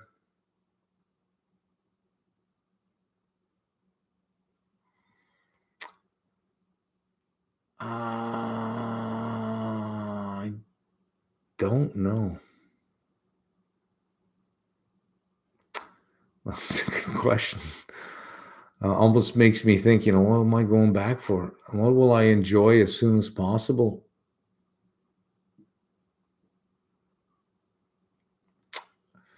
The view, I guess, the sunsets, if there are any, if the rainy season is mostly over or coming to its final leg, maybe. I don't know. McGill grad and still struggling to find a good opportunity. Job market is really down. Yeah, I've heard of that. Thanks to gold trading, I'm making good money. Let's hope it ends there. Are you going to start telling us that there's this great investor, this great advisor, missed something, and we should all contact her? And then somebody will say, "I can't believe you're talking about missed something here." Oh my God! So hope it ends. I delete so many of those comments from the site. But do you mind moving to the Ottawa area? What are 3 things they need to see in the first few months? Ottawa? I've been there twice. Stayed downtown. I guess Parliament Hill is a thing. You gotta see Parliament Hill. That's all I know, really. Okay, let's just finish up here. Where are we? 2 hours, 17 minutes. We only got a few questions left. Do you think we'll see a stock split on Costco soon? I don't know if they're really interested in you as a retail investor. They have big institutional following. They're a really long-term hold. I don't think they want to be a trading stock at all. I don't think they're really interested in you as a retail investor. So if I had to bet, I'd say you'd probably get a special dividend long before you get a stock split. Any advice for developing trading investment strategy based on deep value and undervalued companies? Well, that's kind of what I do. And book recommendations and research publications, articles, sources, recommendations. Stop reading stuff. I mean, at some point you got to just do it, right? Anything, any trading strategy that's written in a book no longer works. The only trade left is you, to sell you the trade that I used to make a lot of money on by writing a book. I don't know that any book can keep up with where the market happens to be. That when you're ready, jump in, just jump in. No more books. At a certain point, you got to stop reading the books, right? You want to read a good book, read a company's 10K, and then read another company's 10K in the same industry, then another company's 10K. And after a while, you go, I know this industry. I know this industry so well. There you go. And this company is a better value than this company because of these qualities. That's how you jump in. No more books, no more research publications, no more academics, just 10Ks, just jump right in. You'll be fine. Thoughts on Trump's second assassination? Already answered that. I want to grow my career in finance. It's all I know. But it gets so confusing. Like each day is different. And sometimes the vibe is at its peak, sometimes down in hell. Well, welcome to the market. That's what makes a market. Welcome to the market. It's never going to be if A, then B. It's never going to be that. If A, then B, but maybe C, maybe D, maybe B, maybe not, maybe F, maybe none of that stuff. Welcome to finance. Welcome to the markets. You know, if the Fed cuts 50, will the market go up or down? I haven't got a clue. It could go up, it could go down, it could go sideways. Haven't got a clue. Welcome to the market. You got to put your money down. You got to place your bets. You got to make the best informed trades that you can, and go from there. And it's a lot of risk management. A lot of risk management. What newspaper do you read? A whole bunch. I just have the Apple news feed. It gives me quite a bit, but I am feeling the need to subscribe to a few. I used to have Barron's and Wall Street Journal way back, but it just piles up every day because you just don't get to it. So after a while of saying, like same with Globe and Mail, or sometimes you go 2 weeks ago, I should really, do something about this. You just don't have time to get to the publications because the news just keeps coming in faster than you care to read it. When you have a bunch of companies that you're interested in, and on their investor relations site, you leave your email and they send you notices, you have the 10Ks, you have all the press releases, you have Bloomberg on. Most of the time when you go to the news feed, you've heard it, seen this, I've heard this, I saw this already. It's not news anymore. It's just repeats. Let's see.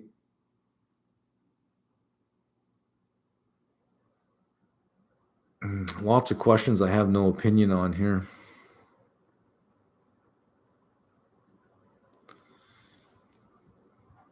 You said, why use the synthetic than buying the stock if using the same amount of money? A good reason could be to avoid the withholding tax. Well, that is one of the reasons why you'd want to use a synthetic, is if it is in a foreign country. Then you want to avoid the currency exchange. You want to avoid the currency risk. You want to avoid the withholding. If you're doing cross-border, sure, I agree. That makes sense. With peak oil demand coming in many places, is it time to look at the lithium miners, producers, specifically looking at Albemarle? I don't want to say anything about that. I don't really know because I've not taken the time to really look at it.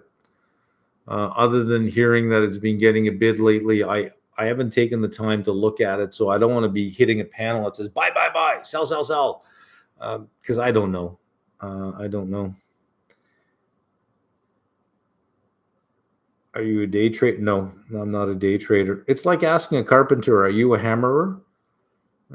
Carpenter said, well, I own a hammer. I mean, I have used a hammer, but I don't call myself a hammerer. I don't go around hammering a bunch of things. I use it when it's appropriate. Day trading is a tool. It's not a strategy. It's not a career. Anybody who calls himself a day trader is probably not going to last very long. They are called day faders for a reason. 90% of them just flush out within 3 months. They lose everything in 3 months. It is brutally difficult to know what's going to happen in the next 10 minutes, and that's what you're doing. Day trading is you're basically gambling. It's just a different casino when you're gambling. To be right, to be consistently right all the time, or at least the majority of the time.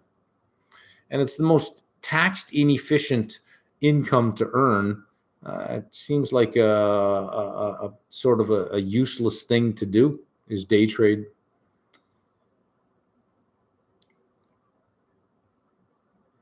What skills and mindset should a CFA candidate develop to not only pass the exam, but thrive in a successful finance career? Same skill set you would have to be successful in anything that you do.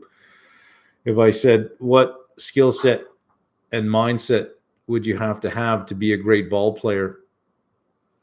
Same thing.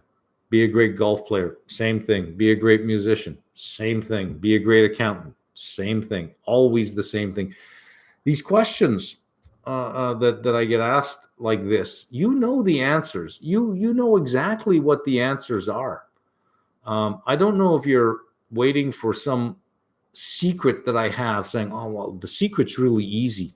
There is no secret. To be successful in anything, it's called putting in the time, period. Putting in the time. If you're unwilling to put in the time, there are no shortcuts. There are no shortcuts. There are no shortcuts to greatness. It's putting in the time. Again and again and again and again and again, it's putting in the time. You want to have a better body, you got to put in the time in the gym. You want to have a better mind, you got to put in the time with the books. You want to be better at investing, you got to put in the time in the market. Putting in the time. There is no secret here. There is no shortcut. There's no secret. There's no mystery. You guys know the answers to these.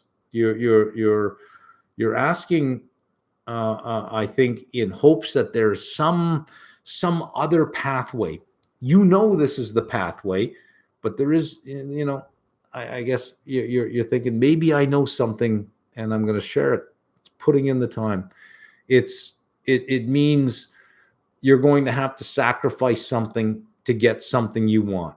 You're going to have to sacrifice something. How old is that story, the sacrifice story, right? You could have anything you want, but your God wants a sacrifice. What are you willing to sacrifice to get what you want? Because you have a limited amount of time, and to get anywhere you want, you need what you are always short of, which is time. Which, by the way, everyone has an equal amount of time. I got 24 hours in a day. You got 24 hours in a day. You may have more things going on in your life, but what are you willing to sacrifice? You must be willing to sacrifice to get somewhere. It's not going to be an Instagram world where, well, you can work from home. It's 4 hours a day. You take this pill and you'll be successful, and you can eat dinner here, take pictures there. You'll be flying. That shit's fantasy. That is all Instagram fantasy. That doesn't work. What they don't show you is all the hours of putting in the time with your head down, with your hair being torn out sometimes because you just don't get it, and you keep leaning into it and leaning into it. That's it. What advice do you have for me for level 1, level 2, level 3, my career, being successful? Putting in the time. Putting in the time. Putting in the time. That's it. What about a successful marriage? Putting in the time. You got to put in the time. Anything, putting in the time. There should be a song, putting in the time. Let's see. I'm creating an educational channel about finance. Okay. Talking about budgeting, investment, financial planning to help people achieve their goal and relieve some stress. Any advice on mistakes to avoid? Mistakes to avoid. I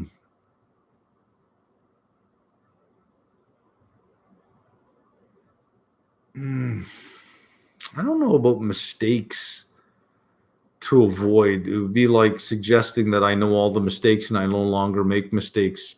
I still do. Um,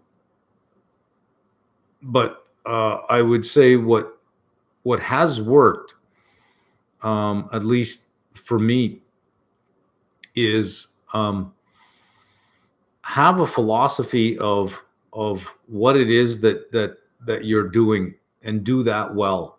Don't, if you think I want to make a lot of money, you're never going to make a lot of money because you're chasing the wrong thing. It's like the story I told last week about losing weight. I was chasing the wrong thing. I was managing my weight, not managing my insulin. Once you change your perspective, things work out. Manage your product, manage the quality of your output. Income will take care of itself, right? Um, Deliver overwhelming value. Don't try to price everything out to maximize exactly what you're going to get. Maximize what you deliver. People will show up. People will show up, and it feels better at the end of the day. Um, I think you are setting something up to form a business off of, not out of just the goodness of your heart. If it is out of the goodness of your heart, then yeah, then off you go. Let's see.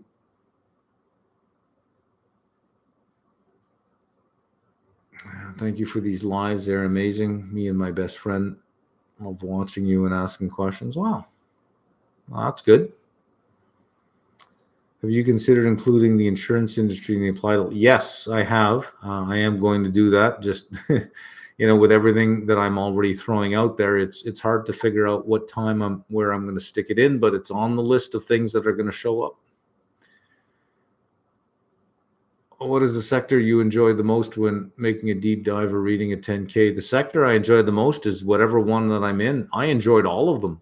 Copper mining, gold mining, electric utilities, telecom, the semiconductor industry, the auto industry. I enjoyed going through all of them, learning about things that I don't know about, and you keep going and going and going until you're reading and reading and reading, and you're not learning anything new. You've been reading for 2-3 days. You go to this site, you go to this industry association, you're reading, going, yeah, I know this, I know this, I know this. And after a couple of days of no incrementally new knowledge, suddenly you say, okay, that's it, I'm done. What the process is you start and everything is interesting. Then it gets overwhelming and you think, there's too much to know. It's too big. I'm never going to know it. Every time I go somewhere else, it's a new thing. And you got to keep pushing. And eventually there's nothing new anymore. And everything starts to, the puzzle comes together. You say, okay, I see how everything here works. I got it now. The middle part is frustrating. Stoked with the Costco model, ready for week 2. Week 2 is fun. I can't show you anything on here. Week 2 is good. There's 3 videos. We're going to go through Costco's historical statements, and we're going to figure out which accounts to collapse, because we're not going to put every line item. There'd be no point. There's another financial modeling video which looks at the process we're going to go through. We predict the income statement down to this line. We go to the balance sheet to here. We come back to the cash flow statement, back to the income. It's just the process. And then Excel. It is almost a 1 hour long video where I start, and it's just a blank Excel worksheet. We're going to start from a blank Excel worksheet, and I'm going to show you everything to enter, how to format on the way, how to structure all of your columns, how to set up your workbook. And when you're done, you'll have you'll have the assumptions tab, the income statement, balance sheet, cash flow statement, the beginning of the revenue schedule, and it's going to look good. So I hope you start with a blank worksheet and do it yourself along with what I'm doing.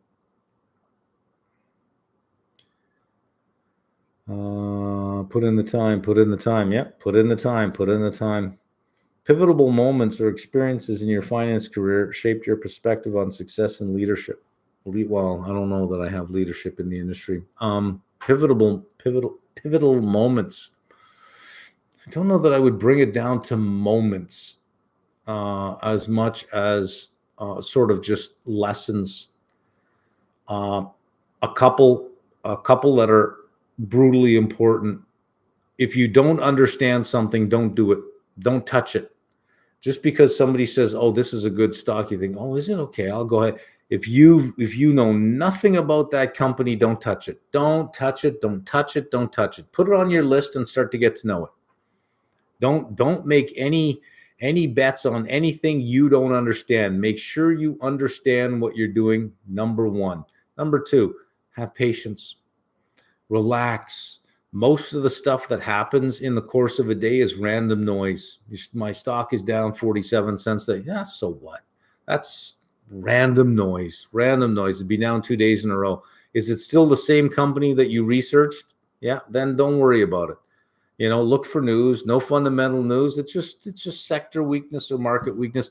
Have patience. Have patience. Have your strategy. Work your strategy. Don't change your mind the very next day and say, "Oh, I'm up $3 on this thing in one day. I should take my profit." Was that part of your trading strategy? Was that part of your plan? Have patience. Let your plan work. Don't touch anything you don't understand. And there's never a time where you stare at the screen like this all day and you just watch the screen. There's never a time you do that. If you're doing this, it means you're done everything you need to do. Find any company's 10K. That doesn't matter. Find a 10K and start reading. Just start reading. And you do 20 minutes of reading, and then you can look over and see if there's anything that you need to do, and then you keep reading. And by the end of the day, I'm telling you, those people who sit and stare at the screen, they do nothing all day long. And at the end of the day, they have done nothing, and they didn't get it. They didn't get through a 10K. So you may as well get through a 10K. You're not gonna miss anything. You're not gonna miss anything, right? All right, we're gonna 2:35. We have 9:50. We're gonna end soon. Are you an early bird or a night owl? Early bird. Early bird. I prefer getting up at like 5:36 in the morning. Yeah.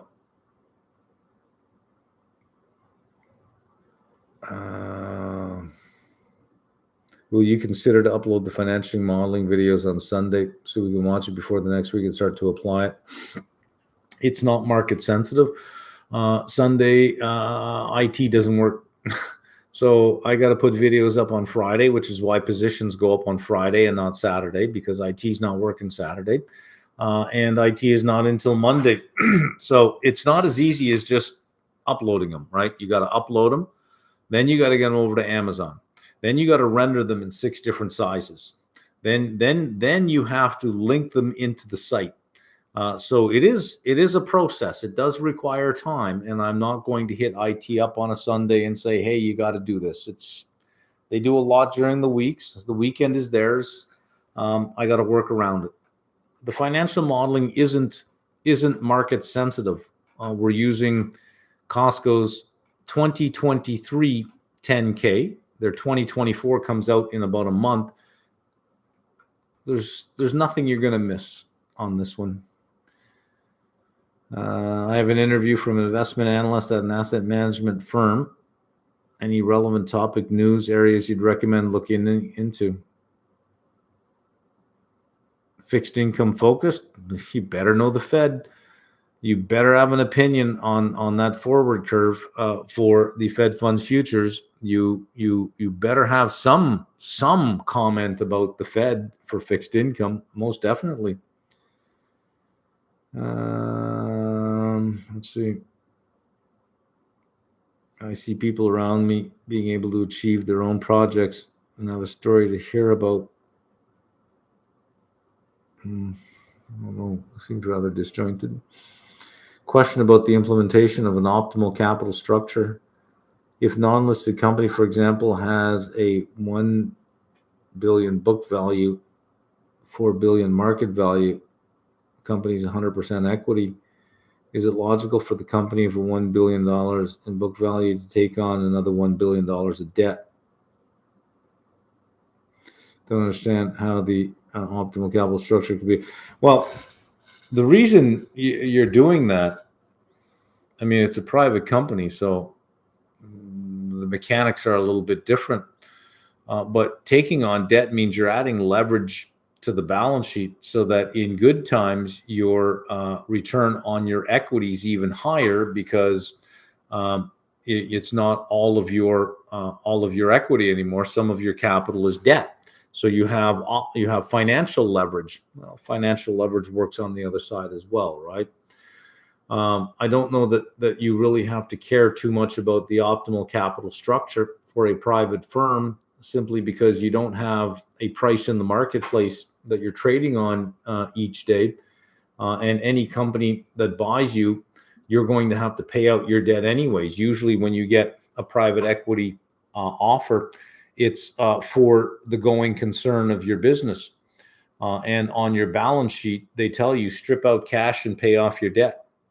So if you have a bunch of cash sitting on your balance sheet and you have a bunch of debt, you strip it off and you pay out the debt, and they're really just buying you on some multiple of EBITDA. They're not buying your assets and liabilities in that sense. So I don't know for a private company if it makes the same sense.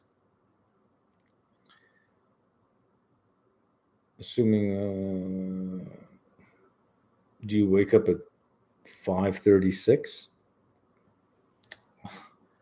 I imagine in my life at some point in time I've woken up at 5:36, but I don't have a plan of 5:36. What an odd number. Age filled with constant distractions, information overload. What strategies have you found most effective for maintaining focus and discipline? I don't know. I don't feel overloaded.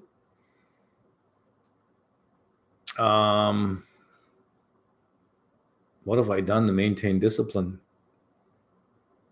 Sometimes I don't think I have enough discipline. I don't know. You just sort of have a focus on what you. I don't know how to answer that. I mean, it just seems like such a. If it's something you want to do, you don't have to worry about discipline and focus. You'll just do it. If it's something you want to do. If you don't want to go to the gym, you're not going to the gym. If you want to go to the gym, it's its own discipline. It's its own discipline. So if you're doing things that you want to do anyways, it is its own discipline. So I don't know how I would answer that other than saying that it's just not a problem I have. I don't do things I don't want to do. So I don't have to worry about being disciplined about the things that I don't want to do because I don't do them. Right?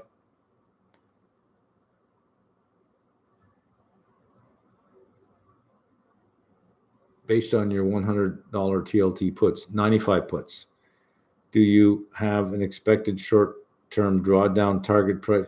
Well, 95 puts. So I guess that negates that question. ES just jumped 60 points. Did it really? Let's just have a look at what's going on over here. Get out of here. It's up at 1.5. It just jumped 60 points. I think I would have seen something on the screens if it jumped 60 points, and all the lights are doing this. Blink, blink, blink. You know, if it jumps 60 points, I'd be seeing blink, blink, blink, blink all over the place. I don't see that. I'm looking at the speed of the lights blinking, and they're not blinking. So odds turning towards 50 basis points. Do you have another company plan for the modeling course? After Costco, it is Canadian Apartment Properties, Cap REIT. I think we should do a REIT. They're fairly straightforward to do. REITs are not too difficult to do. They're fairly straightforward. And once you have a template for one REIT, you could just change the historicals. Usually the relationships are very close in terms of what revenue is related to, if it's the same country, right? What revenue is related to, that kind of thing. You change the debt schedule for what it has. REITs mostly, they don't really have a lot of public debt. They usually have mortgages, and it's building by building. So that becomes a single line item. That becomes really easy. REITs are really easy to do. They're not that difficult to do. They're fairly straightforward. If a company's 10K reported a hidden gem section written in a humorous style, what ridiculous but surprising, insightful detail would you hope to find? such a hypothetical, crazy question. A hidden gems section written in a humorous style. What ridiculous but surprising things would I hope to find? I don't know. Make something up. I don't know. I mean, where would you even start with a statement like that? You'd have to give me some parameters on which to answer that in. How many countries still accept only round lots? I don't know. I really don't know. You said you wake up at 5:36. No, around 5:36, around 5:30, 6 o'clock, between, around 5:36. I didn't say 5:36, 5:36. It's like saying I wake up around 6, 7, 5:30, 6, 6:30, something like that. I get where you get this 5:36 now. You devoted a section for utility and applied series, but what about conglomerates?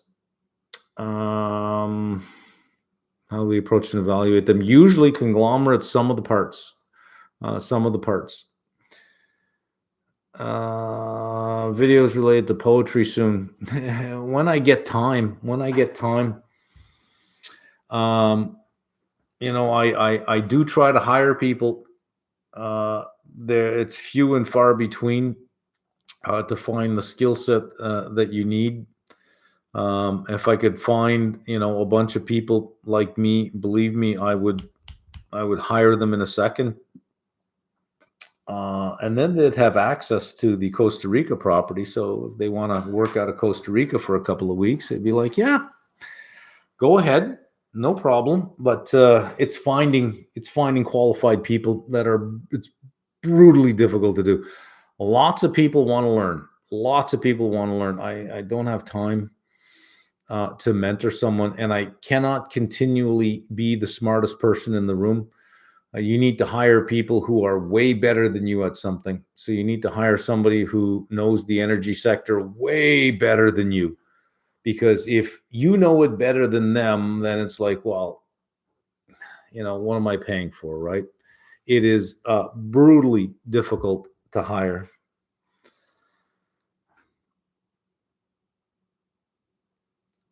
Where in the applied level should I go in order to understand and interpret the macroeconomic indicators you walk us through on a weekly basis, the market outlook? You can actually, on the YouTube channel, there is a video for understanding the market outlook, which I explain the screens in, I think it's over 40 minutes or 45 minutes.